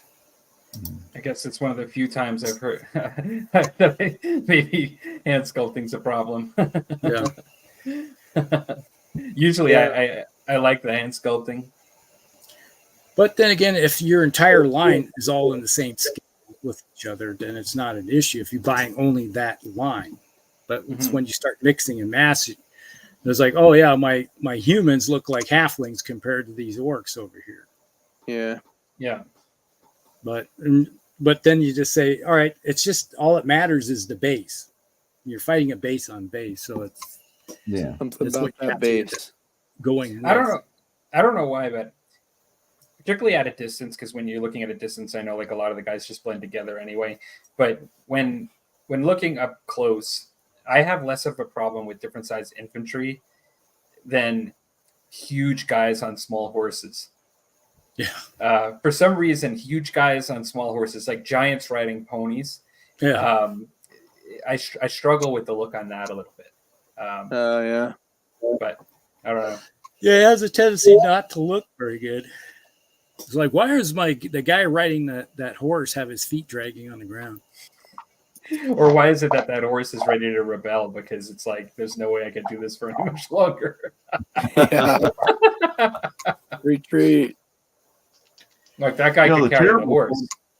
The terrible thing that historically, Dark Ages and earlier, that's pretty much the way it was. I mean, horses weren't I know that that's big. different. Yeah, they Yeah, were they were. tiny. They're like ponies. Yeah. And I've heard that argument, and I'll go with that. But sometimes when you look at it, these guys look like they could be carrying the horses, like Yeah. like Oh, I that- agree. that's- Aesthetically right. on the table, I like the horse to be bigger than the rider. It just aesthetics on the table.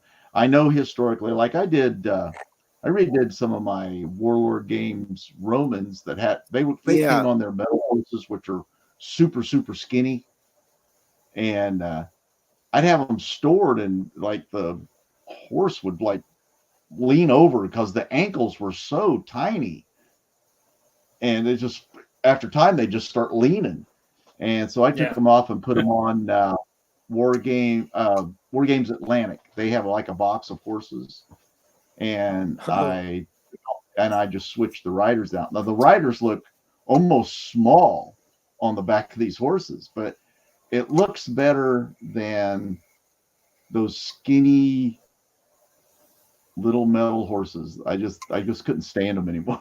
they look horrible. Well, and the other problem can be a problem too, in that, like, if you're gonna do your guys' heroic scale on the horses, then you got to make the horses heroic scale. Like you can't, like, don't go for the ponies and make your guys heroic scale. Like, make them look like teenagers, because don't make them look like they're having like 3 square meals a day and like sitting down all day at work, on the horses, like from ancient times. You know what I mean? When like make them look like skinny, really like skinnier, in fit, lean and mean guys on ponies.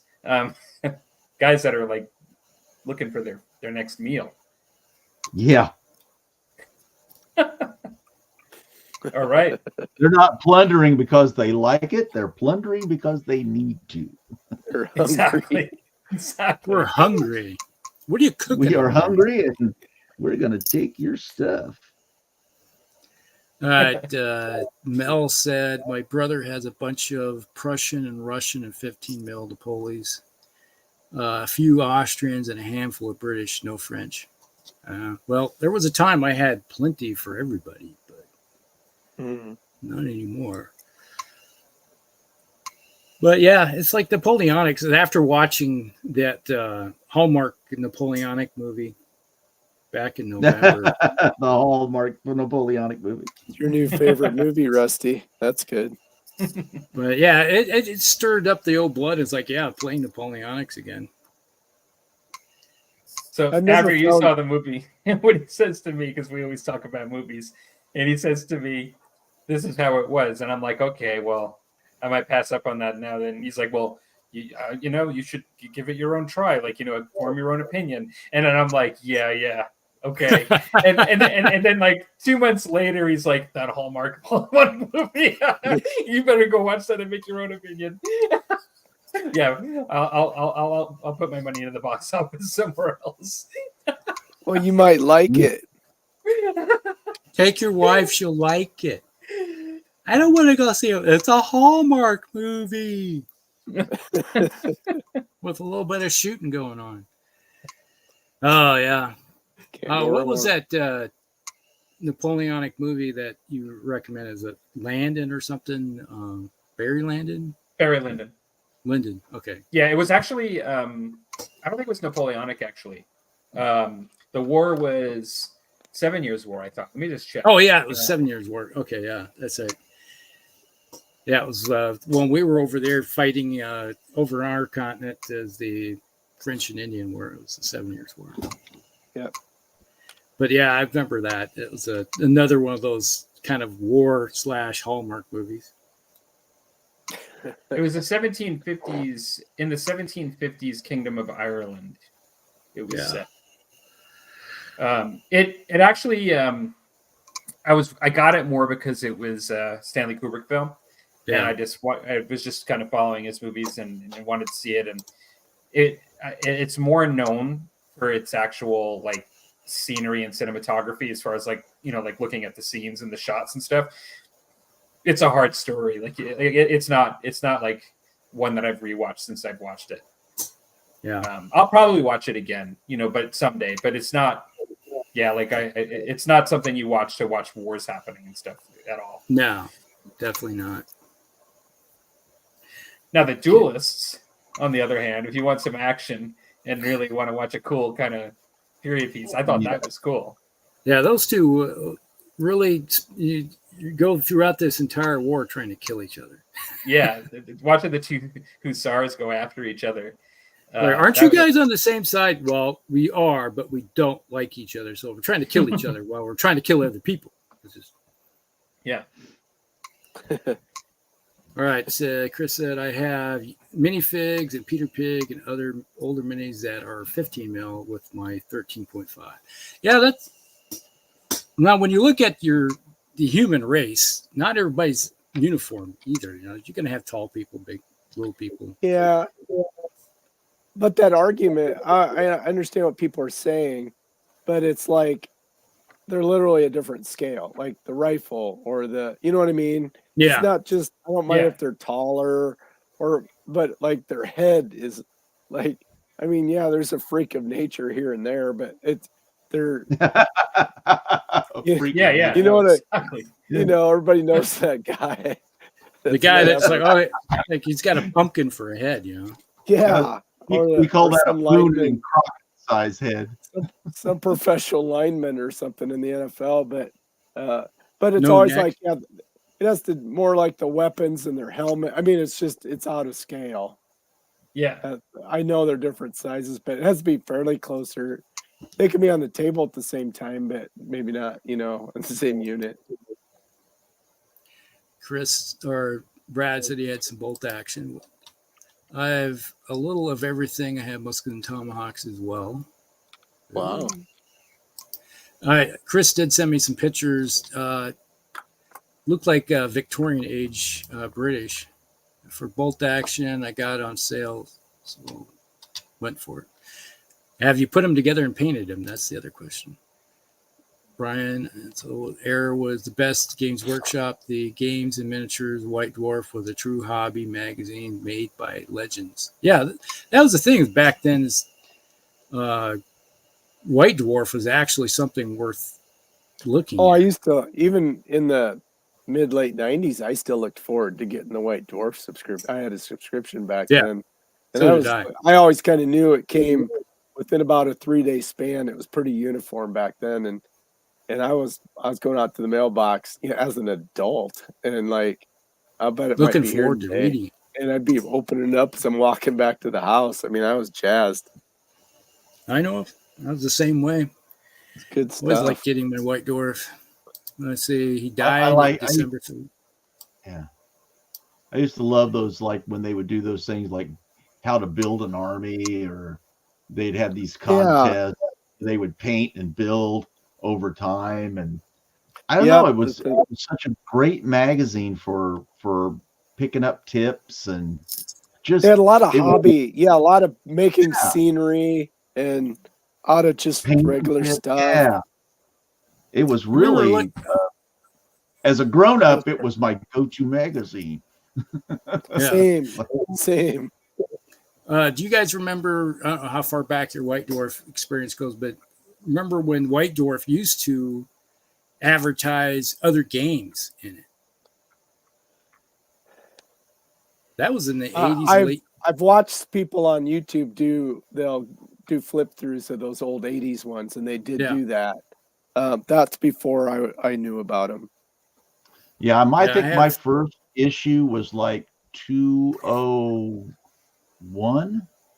I think I started with edition 201 of the magazine.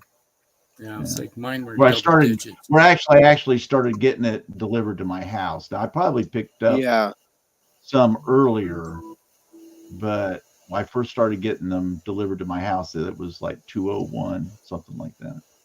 Yeah, I think I started getting mine about 80. Started reading and picking them up all the time in 87, I think. 88. Because they had them at the local game store when I was in college. I'd go down and say, oh, hey, you've got something. Because I was always having something on hand at that time. Usually it was go get some more Battletech stuff, but get some more lead. Literally lead. Literally. And Mel said Battle Valor was 18 to 20 mil, depending on the classification, but classified as 15 mil. Yeah, that's what I'm just saying is that compared to his orcs and compared to mine, standing next to my like skeletons and humans, Essex stuff, they look like twice as big. Yeah. Newcastle mounted rifle Zulu War. Okay, that's what those are. Give me a second here and I'll share them. Bolt action are painted. I have enough for 500-point Canadian list. Okay. Thank you guys. I'm going to start painting some historical armies this year. Baron's War is hot on my list. Yes. Yeah, but notice he's following that. Yeah. Yeah, it's like Baron Wars and the guys from Footsore, you mean? Or no, they are Baron's War. Firelock Games. They had their Kickstarter, and I should be getting that next month, I think. I was tempted to do some Baron's War. I do have the Baron's War rule book, and I was looking at their minis, but I've actually got minis I can use. Yeah, same here. Yeah, because I have some historical 28s in Vikings and stuff that I could use that would easily work for Baron's War.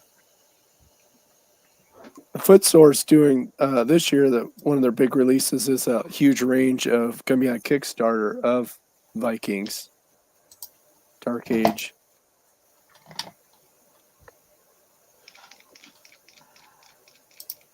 You guys consider this cheating?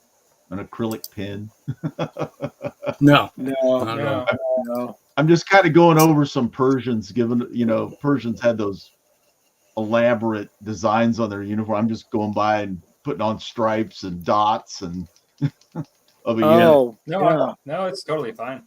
No, this is freehand is atrocious. So, well, there's nothing wrong with using fine tip felt pens to do work too. So, Chris said my first White Dwarf was in '87. I remember D&D and other game ads. Yes. Yep. At the time, I had a subscription to Dragon magazine back then too. I had in the '80s. I had Dragon magazine. Yeah. Me too. It's like I started getting Dragon magazine probably about '82 somewhere in there. Had a subscription all the way through the 90s because we played D&D. And I still have all of mine. Yeah. They're all in. But it's like recently when I dug out my old Atari set, which is sitting right there. Yeah. Old Atari. Sent pictures to you guys so you know what they look like. Yeah. But every once in a while I turn it on, I'll play a game on the big screen. But yeah, it's like back then it was like always had White Dwarf.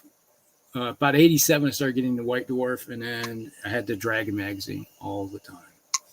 And then did you ever get the Dungeon magazine? I started getting that subscription with #1. And I got that for a bunch of years, and it was put out by Dragon basically, but it was just scenarios, and you could submit your own. Yeah, it was just D&D scenarios. There's a few in the collection. I never subscribed to that. Yeah, I never got that one. Yeah, I did get that for a few years. Let me see if I can do this. How do I do this? Forget. No.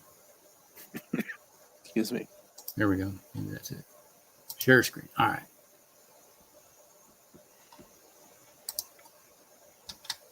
That one. Share. Here we go. Here's what Chris has sent me. Oh, cool. You guys see it? Oh, yeah. That looks pretty good. Yeah.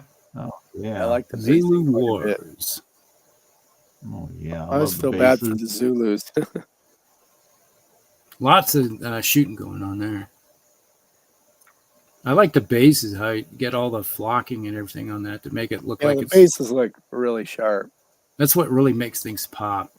Look what bases, and flags. There we go. We got the infantry dismounted. Oh, wow. What scale are these now again? I missed that. Uh, Are they 15? where did he say that? Let's say it again here. I missed it.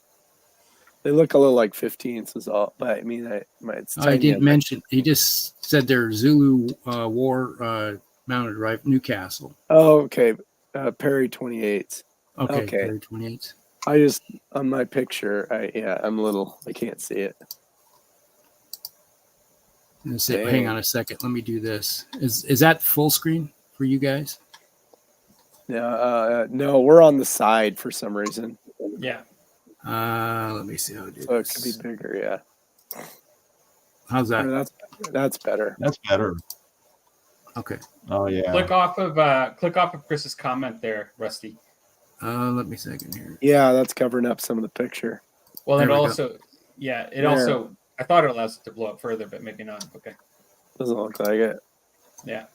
I can't expand it because this is on Facebook. You know, you Yeah. can't- Yeah. Yeah. That's gorgeous though. It's Yeah, hard to it's- beat. Yeah, I don't know. I really like those infantry bases. Oh, that's a good close-up one there. Yeah. Wow.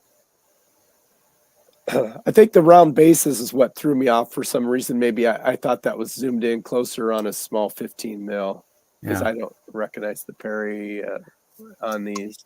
Because I'm used to Flames of War looking like those are Flames of War bases, you know. Yeah, that's where I think my brain went. Yeah. Yeah, that's what it reminds me of. Yeah, like a North African base. Yeah. Mhm. Yeah. That's why I was thinking there were maybe 15s. Cool. Here.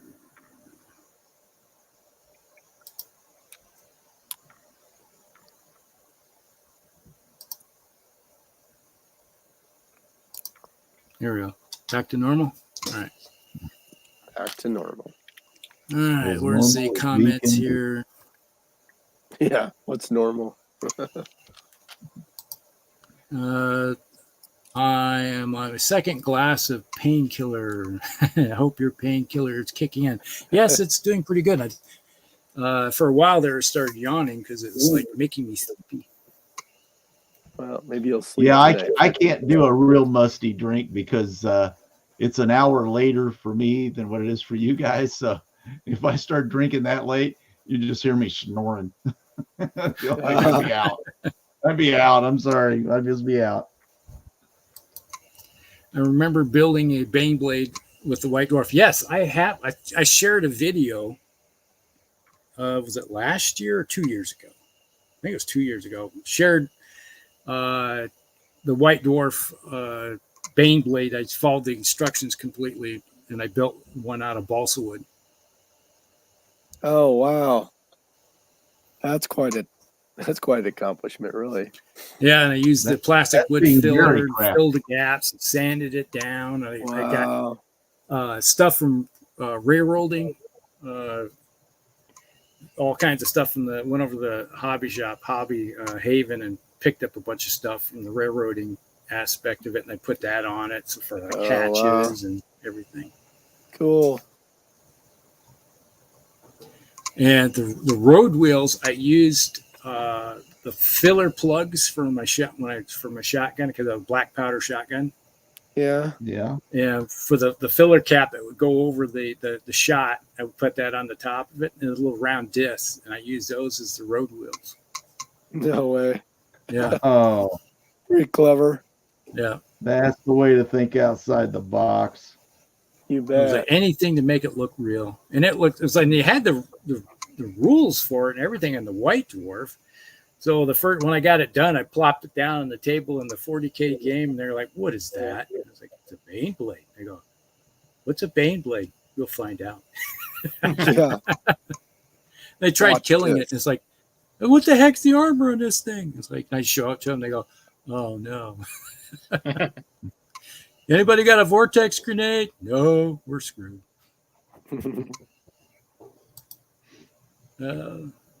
Yeah, they're very cool miniatures.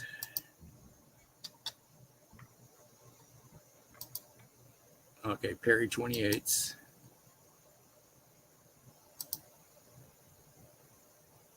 Oh, you put it on Instagram? I've not been on Instagram for a bit. It's like I usually try to get on Instagram at least once a day to look at stuff. And every once in a while, when I remember, I'll share stuff. Woodlet bases I buy off Amazon. Okay. Okay. I converted my Bane blade into a storm hammer. Uh-oh. Yeah, that storm hammer is nasty. All those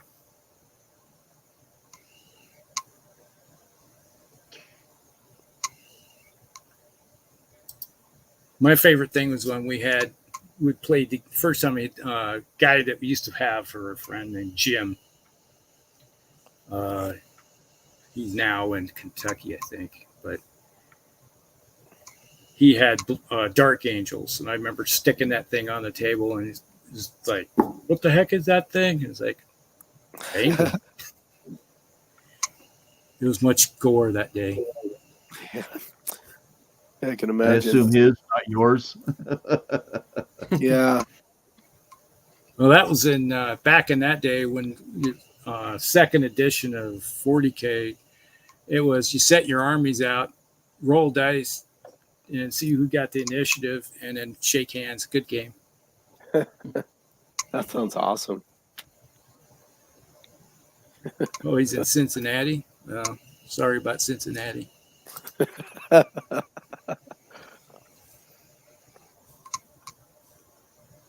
was just out there in Cincinnati in February last year. What were you doing out there? Wedding. Oh, I remember you went out. That's right. Old niece got married, so I had to go out there and get my monkey suit. Let's see.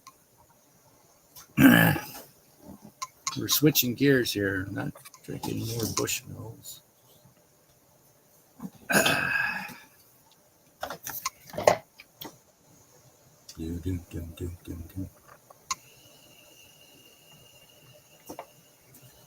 We're having some scotch.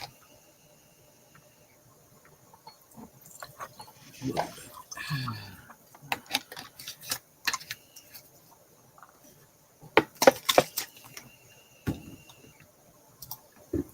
Been using Army Speed Paint Pallid Bone for the tan uniforms. All right.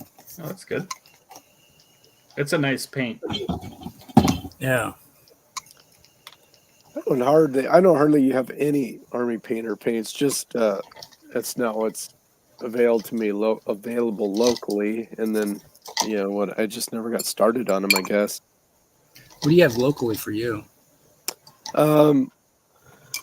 Mostly Vallejo and Games Workshop. I can get those both really super easily. And then I've ordered some Cote d'Arms, but basically that, and then my 1,000-year-old Raw Partha. That's what I'm basically using. Mostly today was all Raw Partha. Believe that or not. Yeah, the wonderful thing about Raw Partha is that it just keeps going. Yeah, the lids seal well. I think that's the key. Yeah. So not long ago, a couple of weeks ago, right after our last show, I was painting some stuff and grabbed one. Oh, that's dried out. There's another GW dried out. Oh, there's another GW dried out. Oh man, it's so annoying. It is the worst. You might get a couple uses out of one of these pots sometimes, it seems, some of the not so common paints. Yeah. And then you grab it and go, well, son of a sea biscuits, Batman. Yeah, it's a little frustrating.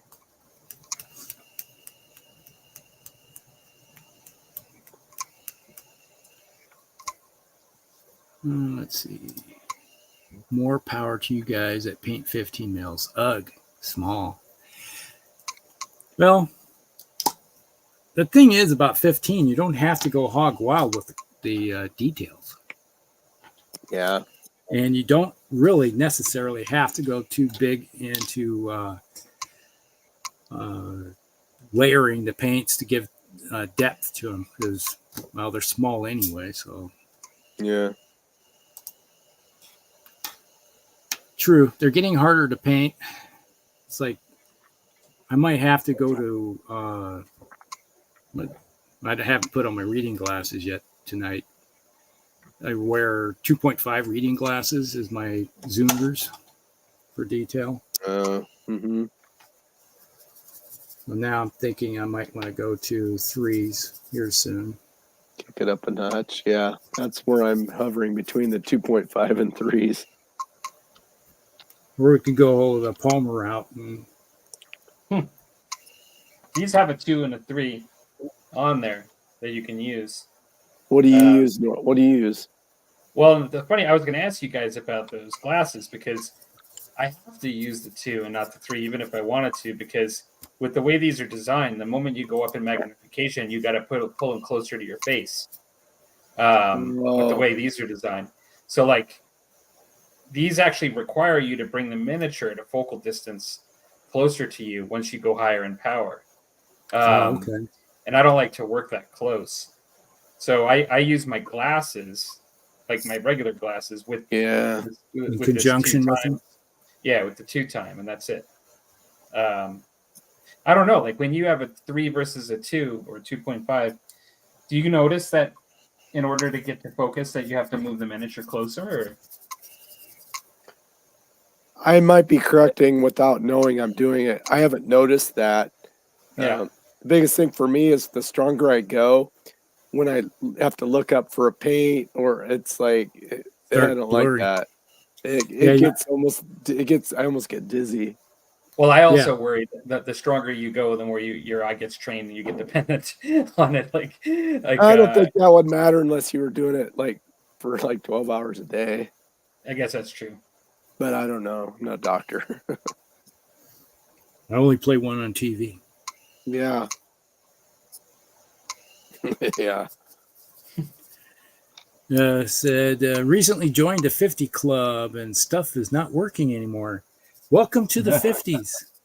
Yeah. Tim, you're in the 60s, so Yeah. I just turned 66. I'm very close to that myself. 66. Oh, I'm Yeah. hoping I can still paint when I'm 66. I don't know. You'll be fine.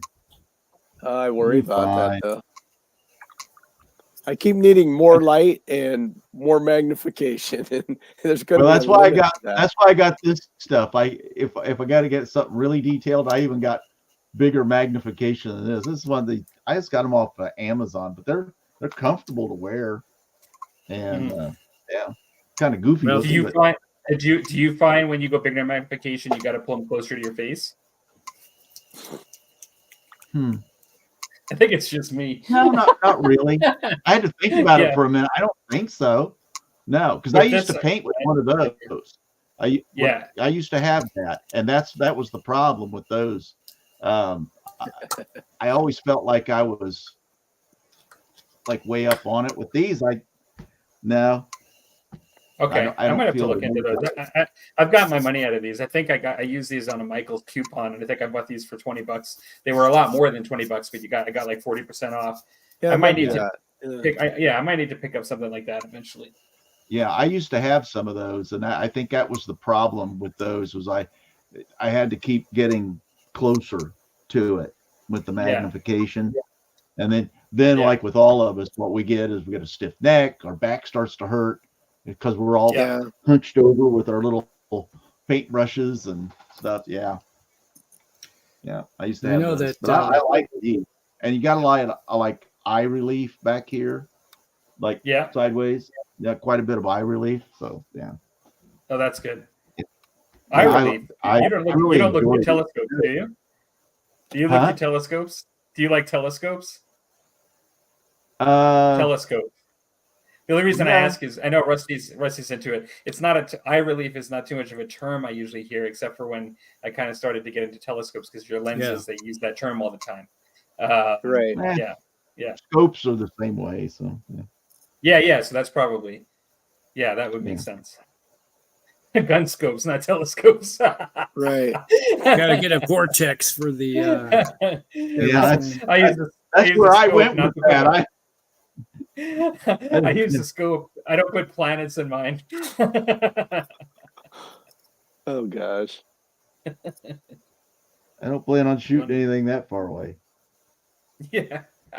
The farthest thing I ever shot was the equipment on the moon with a laser.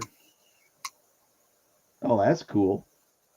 Yeah, we were in a physics class in college, and we hooked up a laser, high watt laser to a radio, and then we shot it at the moon and bounced the signal off the moon and picked it up with a big giant dish.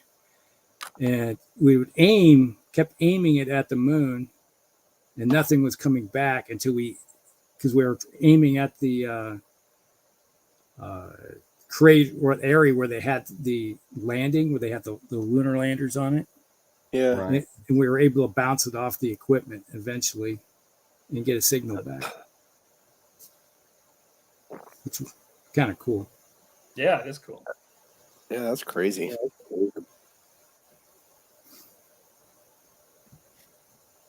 There's a parrot in there. You can see that. Yeah, I heard a that. parrot after Dan. I heard Dan said it's crazy, and I hear that's crazy. Yeah, I heard that too. That's crazy. That was It sounded weird. like a It's an deeper echo. voice. It's like scary. I'm in the basement. It's probably an echo in here. Hello, hello, hello. See, it didn't happen there. That's why it's scary. Yeah, I'm petrified. Is there anybody out there? Just nod if you can hear me. It probably bounced off the moon. My voice did. That's right. That's right.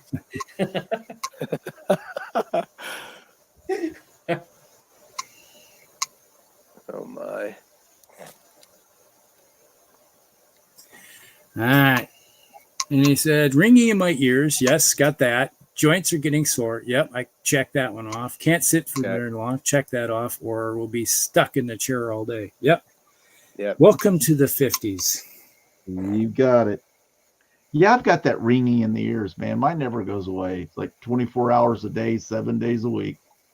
Same with me. You know, I have to, Yeah. at night, I got a big fan in the hallway outside the bedroom door, and I turn it on when I go to bed, and it will be For blowing some all white night. noise. Yeah. That's the only way that I have to have something overriding it. Hee! Yeah. I was trying to explain it one time to a boss of mine about having that, and because of the truck I drove for so long, it was very loud. And I said, man, it about kills me at the end of the day. And he says, well, what do you mean? I said, I have ringing in my ears. He says, I've never heard of such a thing. I said, well, lucky you. Jesus. Lucky you. Liar. Like, gee. I said, man, my ears have been ringing since the 1990s. And does anybody else's ringing, does it go up in volume and down? Mine does. Like, I can be sitting around and I have like a standard tone, and then all of a sudden it just, for no reason, it'll just get really loud, and it'll like, what did I do? Or have you ever had it where, like, I know that you said it happens all the time, but do you ever have it where it goes down suddenly and it freaks you out because it's gone? Like, then it comes back. Oh no. Where'd it go? I remember the first time I had it for about 4 or 5 years. And one day I woke up and it was gone. And it was gone for about a year. And I don't know why. wow. And I can't tell you how. And then all of a sudden one day it came back and it was loud. And I just kind of knew what I was in store. I was literally in the fetal position and thought I was going to cry my eye. Because I tell you what, until people experience that noise all the time, man, that was so rough. And it's never, I see, that was probably in like 98 or 99. It's never went in. It has like a bottom range, but it only ever goes up. Mm-hmm. And when it does, man, it is not fun. There's some therapy that I saw that they're experimenting with magnets. Have you ever heard of that? Uh-uh. Yeah, like I heard there's some therapy with magnets that I I was say all the ringing in my ears, I can't hear anything. So. you haven't heard of that, yeah. Handy when No, the I've light. heard that they're actually they got something going on with it. Like it sounded like it was promising. Well, I would take anything. Now, the interesting thing I have right now is that since I got COVID a year ago in September, mine every once in a while sounds like Morse code. Oh, That wow. ringing, all of a sudden it stops and it goes, you know, like a chirping. And I Are you was sure like, you're I not told my picking up doctor that, messages and he's from like, beyond? well, it sucks to be you. All right, do you guys want to God, hear that's- this? All right, does transcranial magnetic stimulation work for tinnitus? TMS, or transcranial magnetic stimulation, can target both tissues by reducing the overactivity of the auditory cortex and enhancing the activity of the noise canceling network. Overall, it seems that between 20 to 50% of patients receiving TMS for tinnitus will have some improvement. So there you go. Up maximum of 1 out of 2 people, but about between one out of 5 to 2.5, or 2 out of 10 to 5 out of 10 That's significant. in that area. Yeah, it's significant. That's pretty good. One of my problems is in one ear is that the stirrup is broken or cracked, and if I get around like a loud crack, like my wife every once in a while will pop open one of her cans of soda next to me, and it will shut my ear off, and I'll be deaf. Oh, wow. Yeah. I don't know. That sounds like a good excuse to have. I can't hear I'm you. just Shut my saying. ear off. You should So, turn off my ears. I no wonder I couldn't hear you. She'll make iced tea for me. So she makes it by the gallon for me with an ice maker. And I have to leave the room because with her taking the ice cubes from the freezer and dumping it in the container to make the tea is enough to do that to me. Chris talked about that therapy. He says it hasn't worked for his tinnitus. He's tried it. Yeah. Warmut says that supposedly, I'm assuming he means ear, nose, and throat doctors are close to a cure for the tinnitus. But I've heard that there's a number of things that they're doing for it. But hopefully there'll be a day where they can just turn it off. Yeah. Yep. I would love that. And then you'll just throw on some Megadeth on your earphones and just turn it up the day that the day that the ringing goes away. Yeah. Megadeth. Yes. Forget you. Oh man. Bring back some memories, man. Yeah. Seeing them in concert in the 80s. Peace out. Who's buying? My ringing gets so loud sometimes it hurts my ears. Well, it's all those crappy 3M earplugs in the early 2000s in Iraq that caused your ear problems there, Mel. Oh, good. I'm not alone. Sometimes the ringing is light. Sometimes it's loud. Sometimes it's so loud it's like the neighbors hear it. Yeah. It is weird. Like when you try to explain it to somebody that doesn't ever experience it, they kind of look at you like what are you talking about? What do you mean? Well, like, it's pretty common, obviously, because because I swear to God, this is the most I've ever heard say. People in the comments who say they have it too, and so well, I wonder if we're a good target. If we're a good target, a good statistical cross Yeah, section. I'm not going to say I've never had that happen, but I would say basically not. So that's the one problem I don't have. That's good. Yeah. The tractors have burned out the eardrums for you, so you're good. Probably. Yeah, because I've been exposed to a lot of loud noise through farming for sure. And that was my first experience. Was about 17. I started having it. It's mostly because of hunting, with shooting rifles and stuff back when I was a teenager. Yeah, that's pretty hard on you. concussion on the brain. I find I have to ride. I have to have stuff in my ears when I'm riding at good speeds on the highway, the motorcycle. Otherwise, Earplugs are 100% necessary. yeah, absolutely. Because that I will definitely. And you know, I don't even think it's the engine. I always thought it would be the engine. I think it's the wind. It's wind noise going through your helmet. Yeah, that's what's doing. Even with a windscreen on your motorcycle like you have is enough to push it away. You get in behind that air bubble, but still you're going to have the top of your helmet is going to catch wind and it's going to whistle. And sometimes you get that vortex trying to get up underneath. That's the worst part. Yeah. It's like I got on my bike, I got that big windscreen I can hide behind. So it gets the top of my helmet, but it's what's coming up underneath. It hits you hits your legs and comes up and then tries to go up underneath your helmet. Oh, well, I'm glad I don't ride anymore then. Well, when you do 100 mile an hour, you're going to get some wind. Well, yeah. Well, yeah.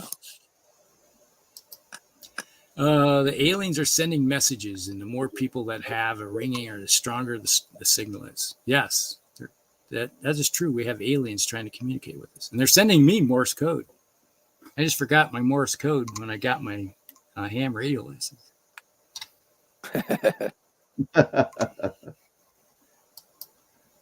See, I get that magnetic. Wondering why Rusty isn't responding. Oh, they're going to be pissed. I suppose to help my PTSD. Well, yeah, there's that. Hey, we got somebody new. Matthew Merrick's in the house. We find that the white noise video that matches the frequency of your tinnitus can help you sleep. Also, cricket sounds help. It's that circadian thing that helps probably. And I think almost every individual I know that's been in the military has that problem. Especially me. It's like when you're around big guns. You ever been inside a tank or outside the tank when it's going off? That's a kind of a big noise. I would think that would be super duper loud. And then you're sitting there calling in mortar fire. You're sitting out there calling in mortar fire and you're watching the you get that booming sound. Concussion. Yeah, that's a bit of noise too. Yeah, I like that concussion. 8 to 25% of the people in the U.S. have it. Yeah, sounds about right. Guess that makes every single of my brothers have it, and they're all in the military too. So my dad has it. He was around heavy equipment most of his life. And he said it only got better when he got more deaf. That's not funny. But it is, But it is. Well, he says they don't have to listen to my mom much anymore. Ooh. Wow, that comment Megadeth reminds me of the Back to the Future scene with Marty McFly using the Walkman to wake up his dad. Yeah. That's hilarious. Oh, I'm going to melt your brain. I remember that. Excuse me. That's the big boom when 105 or 120 goes off. Hell of the M2 was loud enough for me. Yeah. Got the old 25 mic going. Oh, it's one of the cool things. I was just watching a video the other day with my wife, and it was talking about the A-10 and how it's a great plane and everything. And I was like, she was like, listening. I went, "Brah!" She was like, "What are you doing?" And I'm like, it's the sound that the A-10 makes when it's talking. Those are pretty cool planes. They're ugly as sin, but man. Have you ever seen them in action? Oh, you love them. I just watched video.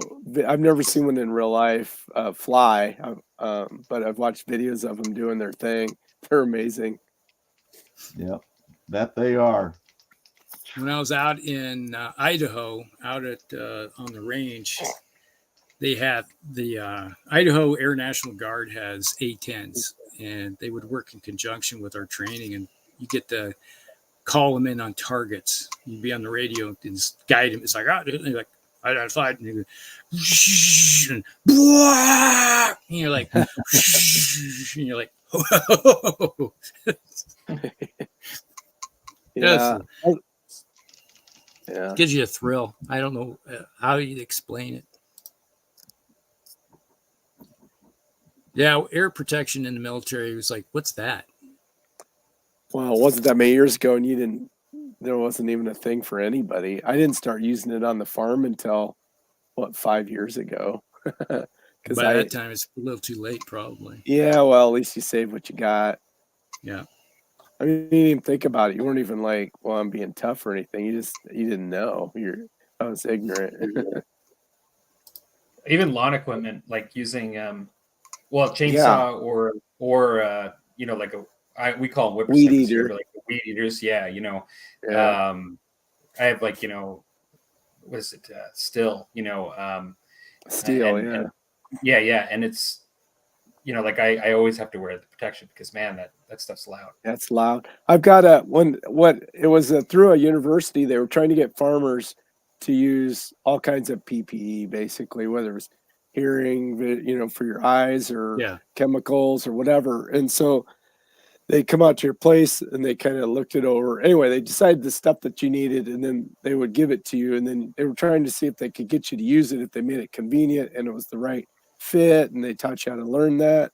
But she gave me an app. I think it's a free app, but it's a decibel meter. Because it's anything, is it 85 or 80 or something? And it's an extended period of time, you should have hearing protection. So it's been fun for me to do. Like when I'm running an open tractor or the lawnmower or weed eater, I can see what it is. And it's like, shoot, yeah.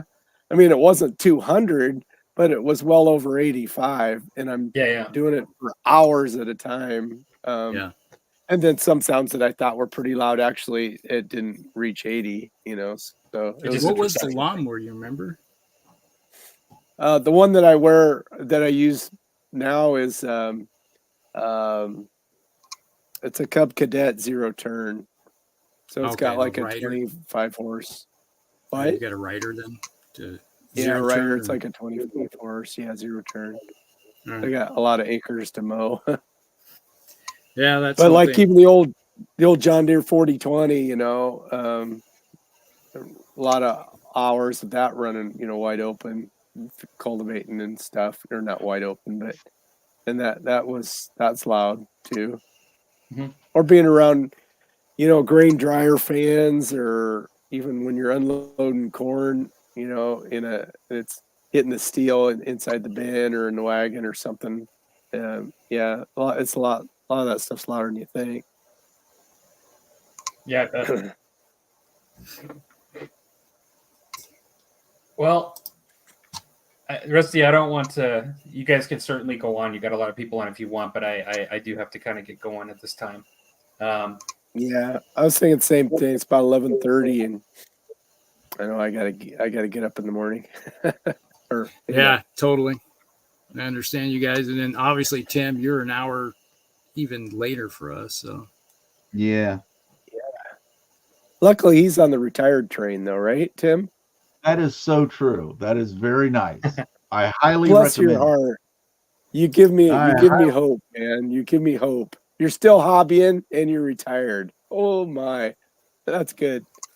Yeah, that's something to look forward to. Is like when you hit about 65, it's time to retire and pass the farm on. Yeah, I don't know. We'll see. I don't know. I've known an awful lot of old farmers that that the last thing they would do is give up that farm. Yeah. We'll cross that bridge when we get there. Well, thanks to everybody in the comments. Good to see you, Palmer. Yeah, it's good to see everybody. Well, I have to put one thing in, Palmer, is that you've been the disembodied head the entire night.